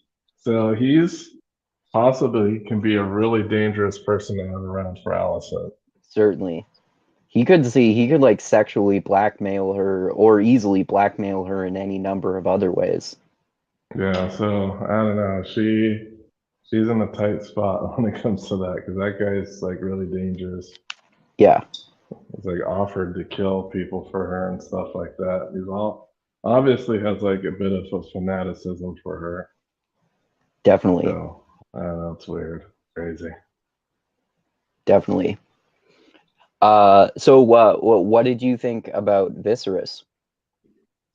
I like Viserys. I thought his performance on the second half of the season to be much stronger. He did really. I think like his best scene is basically his best scene in the whole season is when he takes the throne room and he's like fucking dying. And Yeah, yeah, I'd say my favorite episode of the season, my favorite part of the season with him in it is either that one or later on when he comes to that supper with everyone. the zombie face episode Yeah, yeah, and when he he takes shows off his everybody what he mask. looks like. Yeah. Yeah. And that's a show invention. Like that wasn't in the book where half Hmm. his face was like zombified. I don't Yeah, remember in basically. the book at all saying that he had leprosy or anything like that. Yeah, I don't remember either. Because the only thing that happens in the book is like he cuts himself on the throne and he gets like this long infection that kind of messes with his health, but they don't say anything about him getting leprosy. Right, right, yeah. Yeah, I remember that So, now that you mention it. Yeah. and that doesn't happen until much later. I think very early on in the show, they try to establish that he has like some weird health problems. Right. So, I don't know. I thought that his performance was actually pretty good. And he seemed, I think his standout performances are like when he's all super fucked up, going in the throne room, reasserting himself, and then going to dinner for the last time with his family. But yeah, I thought he did a pretty good job as far as acting went. I thought he did a pretty decent job. Yeah. Yeah, me too. So so you liked younger Rhaenyra more than older Rhaenyra too, but you said you could sympathize with her cause more. So did you like younger or older Alicent more? I think I like older Alicent because younger Alicent was obviously manipulated by a huge degree by her father, Hmm. and it kind of seemed she seemed a bit more, I don't know, creepy because she obviously was trying to like get in good with the king. I think what I like about older Alicent is like you can obviously see that she does care for the king, and it's not more of like an act because there are scenes where we see her like sobbing while she sees him in like such a decrepit state. Yeah. And you could see that she clearly like cares about him and everything. Yeah, definitely. I think She the more mature Alicent is a much more likable character, in my Yeah, opinion. yeah, me too. Although I also think that kind of similarly to Rhaenyra, when she was younger, she was like a little more hesitant about being so manipulative to gain the power of the throne and prevent other people from taking it. And then when she was older, she was more set in that role. So, but Yeah, at the she was same more of a time, though, renegade when she was younger, and then when she was older, she kind of like accepted her role, but she was still a renegade because she had bastard kids. yeah, yeah, and I think also similarly to Rhaenyra too, she was a little bit more sympathetic too. Yeah, yeah. Do you think she was more sympathetic as a younger character, Alicent? I guess the sympatheticness for Alicent would be because she's being manipulated by her father by a huge degree. Yeah. Well, I think like maybe it's due to that factor, and then when She she's starts standing older, up to him. yeah, yeah. So that's kind of one reason that she is a little bit more of a sympathetic character when she's older in some ways too. I think Hmm. she's kind of more or less when she's older or younger, depending on how you look at it in various ways. Yeah, it just seems to me like older Rhaenyra has much more questionable decisions. Yeah, They're like, really, girl? Wait, you're gonna get yourself in trouble doing this shit. yeah, Yeah, it's like you should be smarter than that. But it seems like, yeah, Rhaenyra does stuff more out of feelings than her role for the realm. yeah, It's almost she's not as selfish as like the king, but she is kind of like, oh, I'd rather like well, have children with this fucking dude that I'm not supposed to have and cause all these problems for everybody around her, yeah, instead of like being more careful about what she does.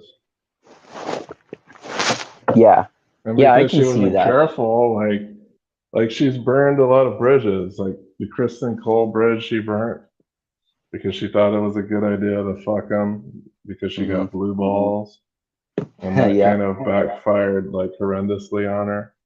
yeah, So I don't know. We don't see that kind of behavior in Allison. She seems pretty like reserved, and she tries to play her role to the fullest.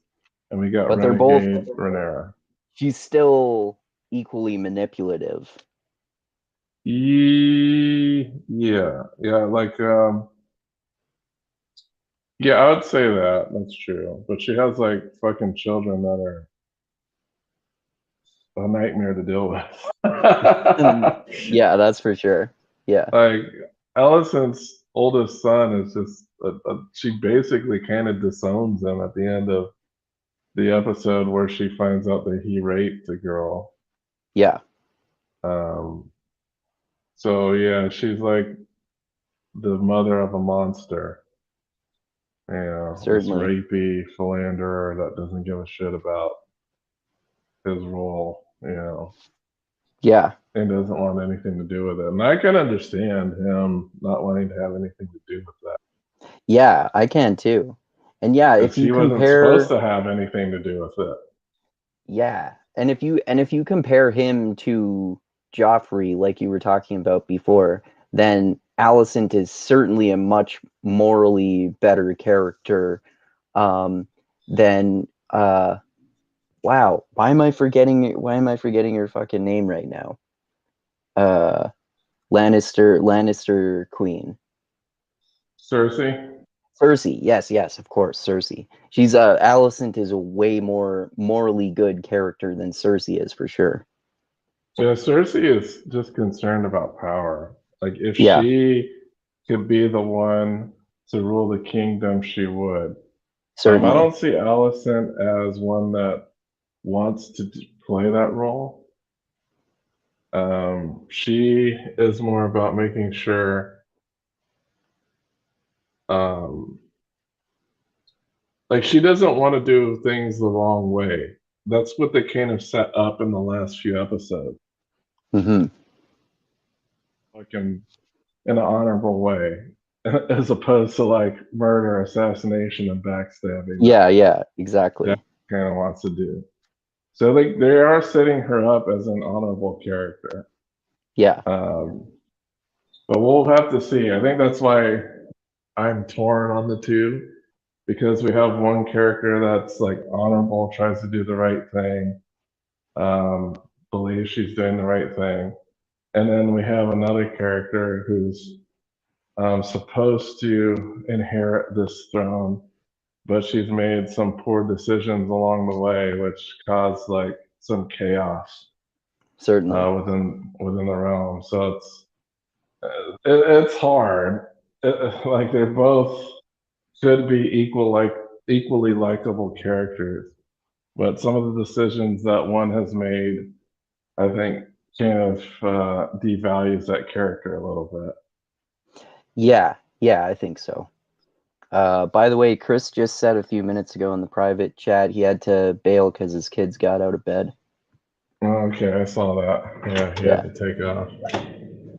All right. So, what are the who are some other characters that we didn't get into that much yet that you thought were interesting?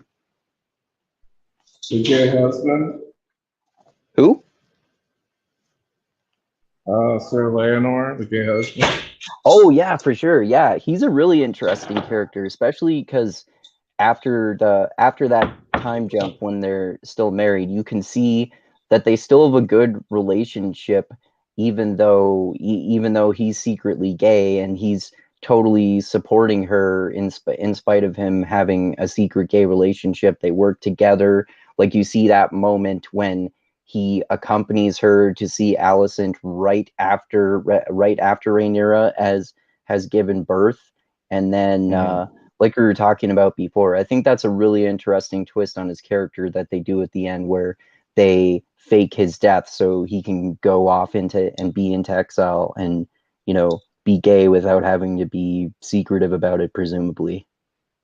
And also, like before they came up with this plot, he was willing to really go all in on the marriage because he said that he had been forsaking his duty, Yeah, and this come to haunt him because he was not there when the confrontation happened in the throne room where the son's eye got put out and Alicent attacked Rhaenyra with a knife.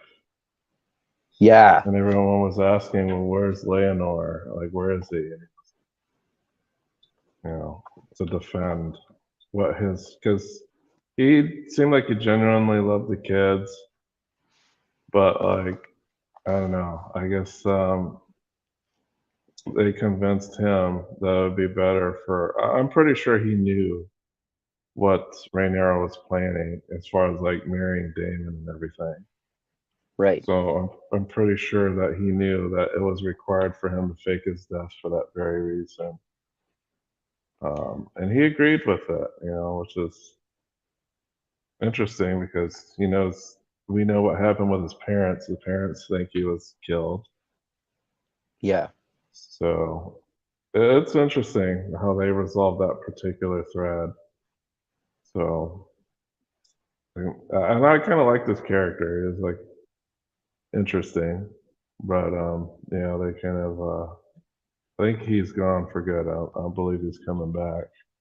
Yeah, I'm inclined to agree with you about that. It seems like that was the exit of his character. And I think that's a good way, that's a good, compelling way for his character to exit.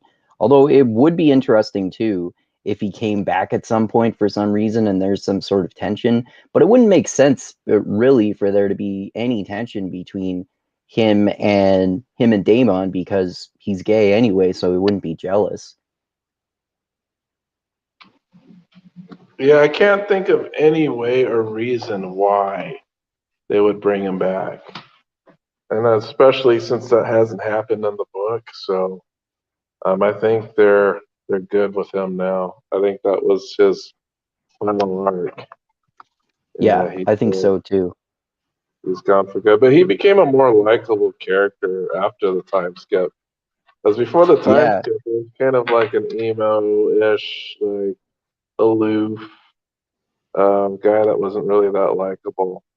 But he started becoming likable after the time skip, and I think that first scene that we see him in after the time skip kind of really cements his character, where he's helping Rhaenyra up the stairs, and it's a continuous shot. If you didn't notice, like there's no cuts, so it's like a one shot um, throughout that whole sequence. And I know they probably did that on purpose. Yeah, I thought that oh was really yeah, I interesting. didn't notice that, but yeah, that's a good point. Yeah, that really is a good transformation of his character because he didn't take his role in the marriage as seriously before, and then like you were saying there, he takes it more seriously after the time jump. Partially because like you were saying, he wasn't there for when Rainier almost got stabbed by Alicent. Yeah, and we could tell just by that he is effectively trying to be a good father because the like youngest child doesn't even know that that's not his real dad. Yeah, exactly. Yeah. And I know like the oldest child asks and he finds out about it, but the youngest child, he's like doesn't have a clue. Hmm. Yeah, certainly. But yeah, and I guess another character is this Aegon is his name, eye patch kid. Yeah, he's interesting, especially in the later episodes. Well, both before and after the time jump a little bit because you see that the younger Belwas's son, he cuts out his eye when they're children, which is why Alicent tries to stab Rhaenyra. And then after the time jump, the reason that he is scaring the younger Balwas kid and then like faints into pretends to try to kill him but then loses control of his dragon and then accidentally kills him. That's an interesting little dynamic they have between those two characters and how they carry it forward after the time jump. Did you call him a Belwas kid? Isn't it the Belwas or no, not Belwas, Strong kid. I was confused. I was confused because I'm remembering the Strong name. Belwas. Yeah, I'm remembering the name Strong Belwas from Game of Thrones. That's what I was like. Definitely not the Belwas kid. No, he's Belwas isn't around. Yeah, And his name isn't actually Strong Belwas. Strong is just an adjective. yeah. It's not like his actual Yeah, it's last name. definitely not his last name. Yeah, I know. Belwas. uh, but yeah, I thought they did a pretty good casting with Aegon because he does look more menacing in his time skip, Definitely. and before he's just kind of like a self-assured kid who was bullied because he didn't have a dragon yet, so he went and stole somebody's. Hmm. He stole Damon's dead wife's dragon. Yeah. And we don't really see how pissed off he is about that because it doesn't. He's kind of blasé about his dead wife. We can see that he's probably in pain, but he doesn't express pain very We're well. talking about the wife that killed That died herself, during right? childbirth, yeah. Yeah. And that was strange too, because in the book they make it clear um, that she knew she was gonna die, and because they got the baby out and the baby was stillborn, like they didn't make that um, real apparent in the show. Like the only thing we see her is her running off and wanting to get flamed by the dragon. But in Yeah, the I book, forgot that difference. yeah, in the book, she does give birth to the child. The child didn't survive, and she is like slowly dying from the C-section, and she knows she's not going to survive. And the reason why she goes out to the beach in the book is because she wants to ride her dragon one last time before she Oh, dies. okay. But she doesn't make it, and she asks before she, because she loses her strength and the ability to like do that. So she asks her dragon to just kill her. Okay. Yeah. So I think they probably could have handled that a little bit better because in the show it was like, why is she asking herself to get burned? But she seemed like completely capable and like walking around and stuff. Well, I think that I mean, it seemed to me like she was ashamed of having not produced a child and potentially a male heir. Oh no. Yeah, in the book she was dying. Yeah, They did like that's that crazy medieval C-section that they don't know how to like repair. yeah. And while she was bleeding out, she wanted to go try to ride her dragon for the last time, Okay. but she Yeah, didn't have the strength. that's definitely more dramatic. Yes. Also, one interesting thing in the book, because they make in the show, Damon is more evil in the show than he is in the book. Right. Because in the show, he actually kills his ex-wife, the one that was on horseback. Yeah, and they kind of leave that more ambiguous in the book, right? Well, in the book, they leave it pretty ambiguous. Like we don't know if Damon is actually like have anything to do with that at all. But it's pretty explicit in the show that he killed his ex-wife. Right. Because there's no confrontation like there was at that banquet where they have somebody from her house accuse him of killing her. Right. Like that Right. doesn't Yeah. happen in the book. So Yeah. he's definitely more malcontent in the show than he is in the book. Yeah. They're So like we were talking about before. I kind of like most of those little changes that they added to extend the plot and stretch it out because they did it mostly by adding interesting layers of complexity to the stories and adding more character development. mhm. So yeah, it's interesting. I think they do a good job at filling in those gaps and choosing some interesting final inflection point choices. Because every single major event has like two or three perspectives on how it could have gone down. Hmm. Nobody knows for sure what happened. Yeah. So it's interesting that they are solidifying those choices in the show. I think they're doing a pretty good job at doing that and creating like drama and tension. And I really like that they're being a bit more nuanced in the show, where we Yeah. have like the two rivalries are Alicent and Rhaenyra, and we can't say that either of them are particularly bad people at heart. Um, so they're making this like a really nuanced, more of a nuanced thing. Because in the books, I didn't like Alicent at all. Um, Yeah, she was much more one-dimensional in the books, like you were saying. yeah, so in the book, they would basically, it seemed like she was doing this to cement power and things like that. And then it seems like in the show, she's more about protecting her children Yeah. rather than making sure that she cements power. Because um,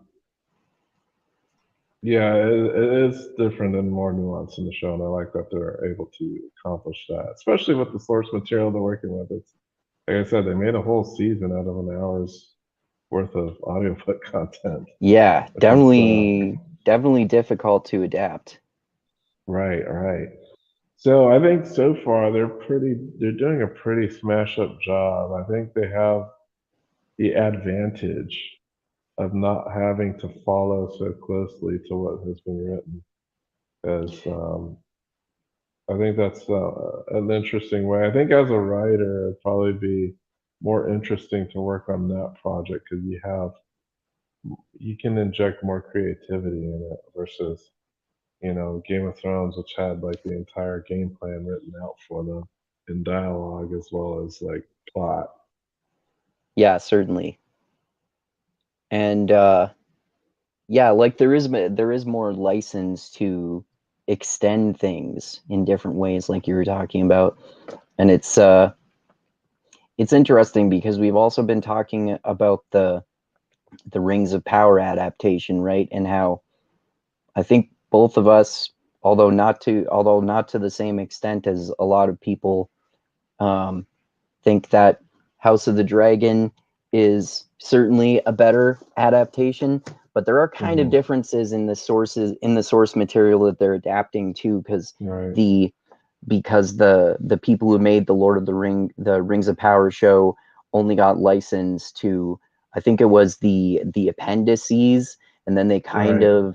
they kind of added stuff outside of there, so they only have a little bit to work with, and they uh like the most of the appendices in the Lord of the Rings, it's not actually a story either. A lot of it is kind of like a fake history, similarly to Fire and Blood, but there's still a hell of a lot less to work with. And I think they made Hmm. some worse choices, but it's probably the House of the Dragon or Fire and Blood was probably a little easier to adapt than the Lord of the Rings appendices. Well, yeah, because we gotta assume that the writers working on Fire and Blood have complete access to everything. Hmm. They don't have to beat around the bush about certain characters or plots or anything like that. So it's completely possible, like maybe one of the decisions of not having Teleborn has something to do with him um, not being accessible through licensing. Because Oh yeah, I didn't think about that. one of the interesting things I've heard was like, for instance, the super like Tolkien superfan Craig from the Legendarium. Hmm. He blames mostly the Tolkien estate for the bad adaptation. And Oh, he okay. thinks that because they don't have access to a lot of the rest of the universe, that they have to write these really roundabout and concoct these really weird scenarios because they don't have license to the material that would make whatever story that they're trying to tell correct. He That's thinks a lot of these interesting. weird, yeah, roundabout ways of like the mithril and all this other stuff. He thinks it's because they don't have access to the licensing that actually talked about it, Hmm. That's which makes more interesting. sense. I hadn't thought of that because I've seen him talk about it, but I didn't remember him mentioning that. But yeah, like the whole everything that happens with the Mithril in the show is kind of, it seems really fucking stupid and contrived to me. But Yeah, because he yeah. said like Craig has mentioned that the story of the Cimmerils is locked in the Cimmerillion and they can't touch it. They don't have license for it. So they Well, have to then kind of make up this bullshit they just have story. like no choice but to butcher the lore in that case. Right. That's what he's saying. So he places a lot of blame on the Tolkien estate for not allowing them to have more licensing and being able to, because basically from what Craig has said, he told me like the Tolkien estate will not license the Silmarillion to anybody. So that's why they have to do all these weird roundabout ways of things that were obviously explained in the Silmarillion, but they can't use it because they're not licensed to use it. So they have to make up these like other bullshit non-canon reasons for things that are happening. Right. Okay.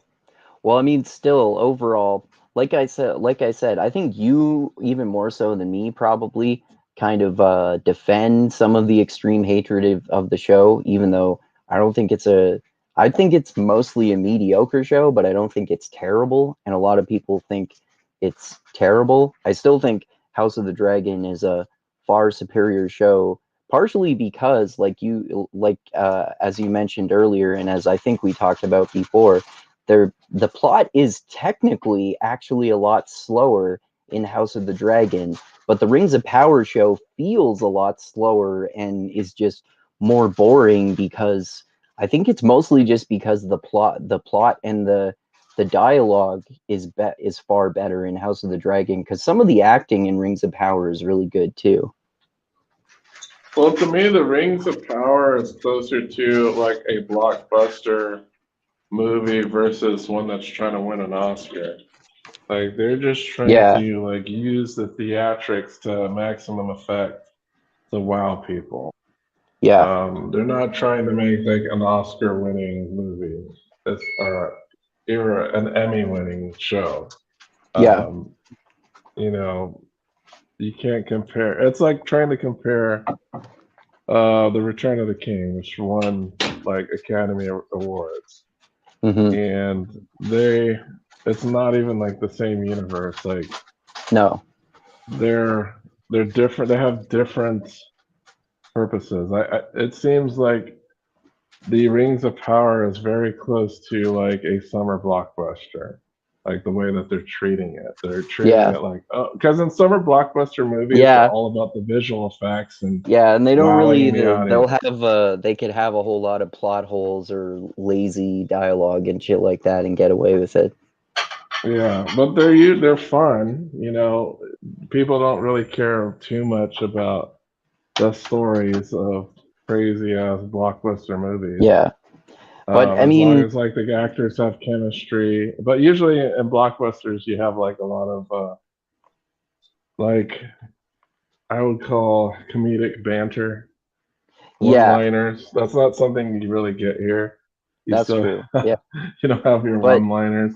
But even also, Lord of the Rings had one-liners, like memorable one-liners. Yeah, sometimes for sure. But I mean, even that kind of shows you how House of the writing is. Yeah, and how House of the Dragon is a better show too, because not only is it more exciting to me, even though there's less action-packed stuff and stuff like that. While I'm not an enormous fan of the summer blockbuster type of movie, I really do like that type of stuff awesome. Like a lot of the time, like I like really action-packed movies and TV shows, as long as they're fairly well written and that sort of shit. But they have this shit in that show, and I still think it's bad, even though I prefer, generally speaking, that type of show to the more drama-centered type of show that House of the Dragon is. Yeah, because I don't think it's bad. I just think it's simply okay and entertaining for the most part.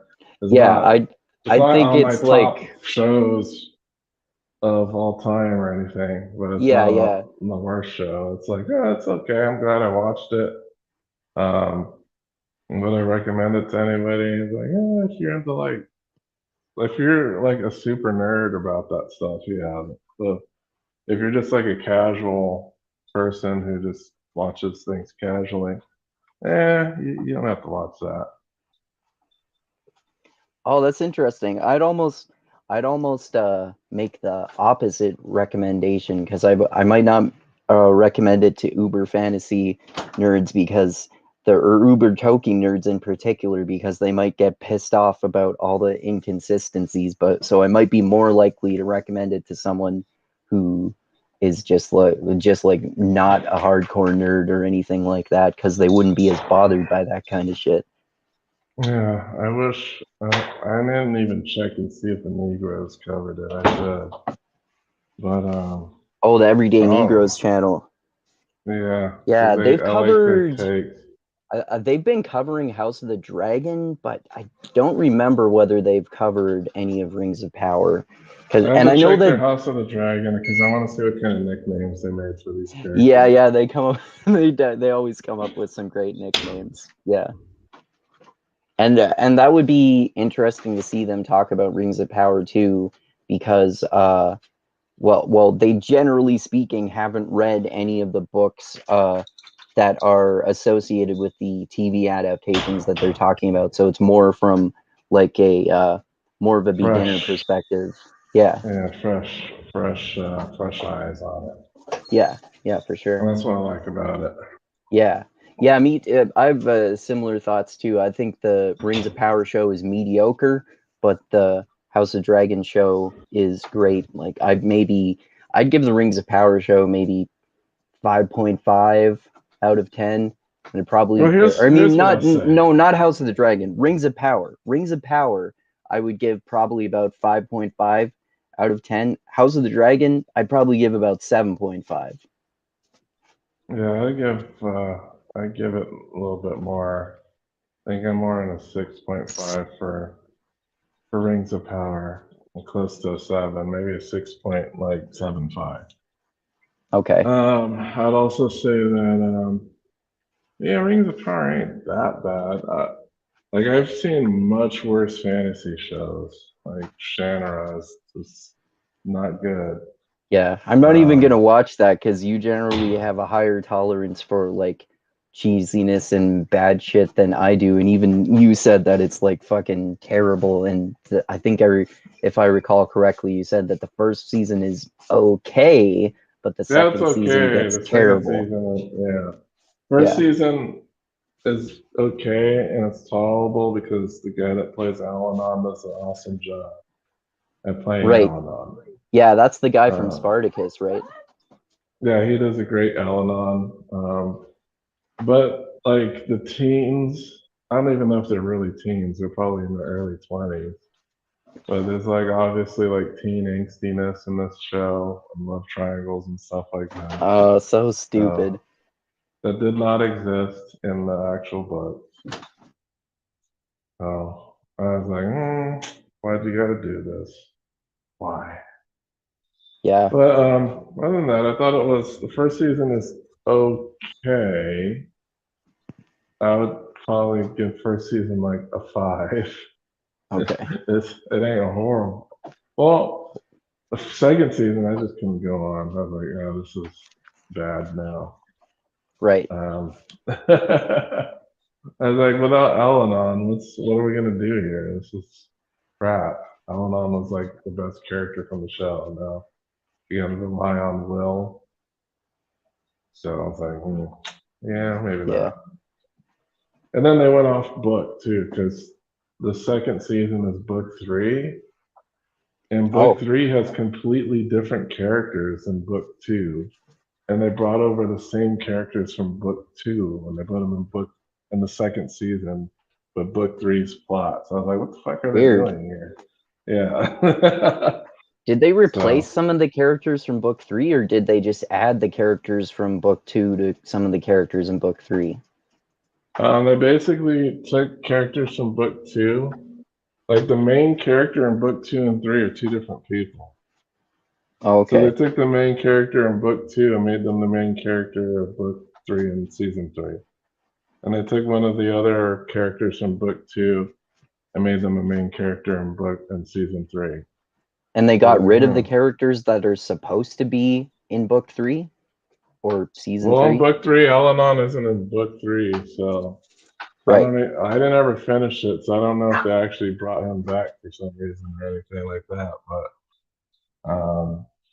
yeah, Al-Anon makes his exit, so he's not in book. He shouldn't be in book 3, at least season 3, in any significant way. Because I think he has a cameo in the book, but He's not Okay. like a character that is along as well for the journey. So. Well, I'm not going to watch that show, but I probably am going to. I probably am going to reread the books because I remember really liking the books when I read them, but I haven't. But that was like over a decade ago for sure that I read them. So I No, the will. books are okay. They're not horrible, but they're not like as good as like some other books of that caliber. Yeah, for sure. I heard like Yeah. the later books are pretty interesting, but the Oh, early okay. books are pretty simple. Oh, okay. Yeah, the ones that I read must have been the pretty simple ones because I think I only read maybe half a dozen or so books in this series at the most. And I remember when we were talking about this one time recently, I looked it up and I think if I remember correctly, there are 29 books Yeah, because there's a lot. partially because there are a whole bunch of spin-off Shannara series on the main series too. And I don't think I've read any of Right, those. right. Yeah, Terry Brooks wrote a lot of books in this universe. Right. All right. Well, yeah, anyway. House of the Dragon is a very good show. Hope everyone appreciates our thoughts about it. Let us know your thoughts about the show in the comments. And in comparison to the books and Game of Thrones and the Song of Ice and Fire books too, and in comparison to other adaptations like Rings of Power and Shannara, which are nowhere near as good as House of the Dragon. And yeah, thanks, Dusty, for talking with me about this. It's always fun to nerd out about fantasy content. And thanks to Chris for joining us always. It's always fun to talk with him because we don't get to talk with him as often as you and I do, Dusty. And yeah, thanks everyone for watching. Check out my last video, which was a deep dive philosophy one with the Lacanian slash Hegelian slash Marxist philosopher talking about Lacan's idea of the big other in connection to Freud's idea of the death drive and what Kant's opinion of it might be about. And that's just based on a jam-packed single paragraph from his book Less Than Nothing. And also, I think the day after tomorrow, I'm probably going to record a video because Brett Weinstein has put out clips of that debate that I sent to you and Chris with the debate between him and Robert Wright about Brett Weinstein's claim that literally some evil cabal of foreign actors forced vaccine mandates on Biden's military specifically to decrease military readiness, which is ridiculous. And I think Robert Wright is a really smart and interesting guy, and I like a lot of his books and his podcast. So I think he made good arguments. And Brett Weinstein was clearly suffering from extreme conspiracy theory brain. So I want to talk about one of those clips from that probably in a couple days. And yeah, check out Dusty's channel too, Woke Centrist. The last, what was the, oh yeah, the last thing we talked about, I think, was Faith of the Fallen, sort of Truth Book 6 or so. And it was so terrible that for me, I decided to not continue on the series. And you said you might at some point in the far future do like solo videos on it. So check that out too. And I think next week the plan is to probably talk about the anime series Attack on Titan on your channel, right, Dusty? Right, and you could probably start getting prepared for the first 9 chapters of Will of Book Time Book 10. Oh, okay. Yeah, I'll start reading that.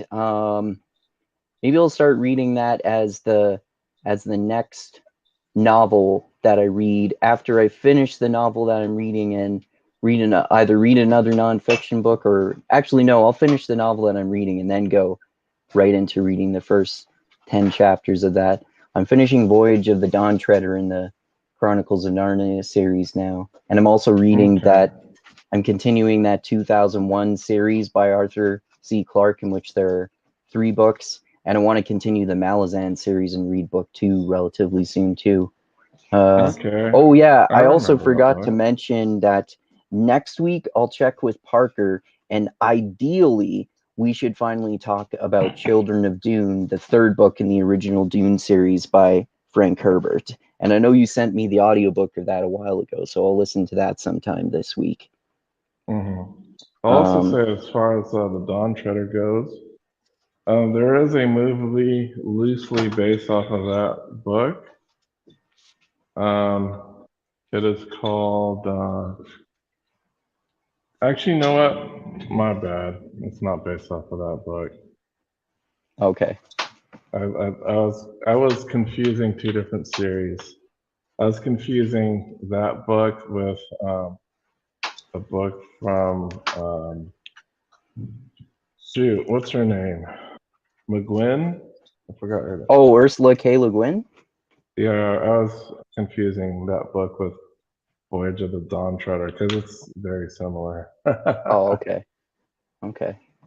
All right. Well, yeah. Thanks everyone for watching. Subscribe to the channel if you haven't already. Click that bell to be notified when I come out with new videos. Check out my Patreon page. The link is in the description. As always, and like I always say, I love you all. Keep being the tiny beam of light that shines through the almost impenetrable darkness in the universe. And most importantly, always remember this: the funk cures all, and grooves in the heart. And House of the Dragon is an awesome show, and so is Game of Thrones, and so are the Fire and Blood and Song of Ice and Fire books. And yeah, all right. Ta-ta, bitches. Anything else you want to say before we end it there, Dusty? Just like and subscribe. I've been slow on the content because my work's internet connection is kaput, so that means I actually have to not stream. I just got to record videos and then upload them. So And you're gonna be continuing your videos on the Ranger's Apprentice books and other ones in the Reddit Top Fantasy series list from 2021. right, but they're just going to be pre-recorded and not streamed Okay. because I don't have that connection anymore. I have to use because I don't like to use my cell phone to record those. I use my laptop, and I don't have a internet connection here for my laptop, so I'm just gonna pre-record them and release them later in the week. All right. All right. Cool. All right, All right. man. But yeah, Thanks that'll be again. it. All right. Thanks again, everyone. Adios. All right. Toodaloo, motherfuckers. That's what I was waiting for.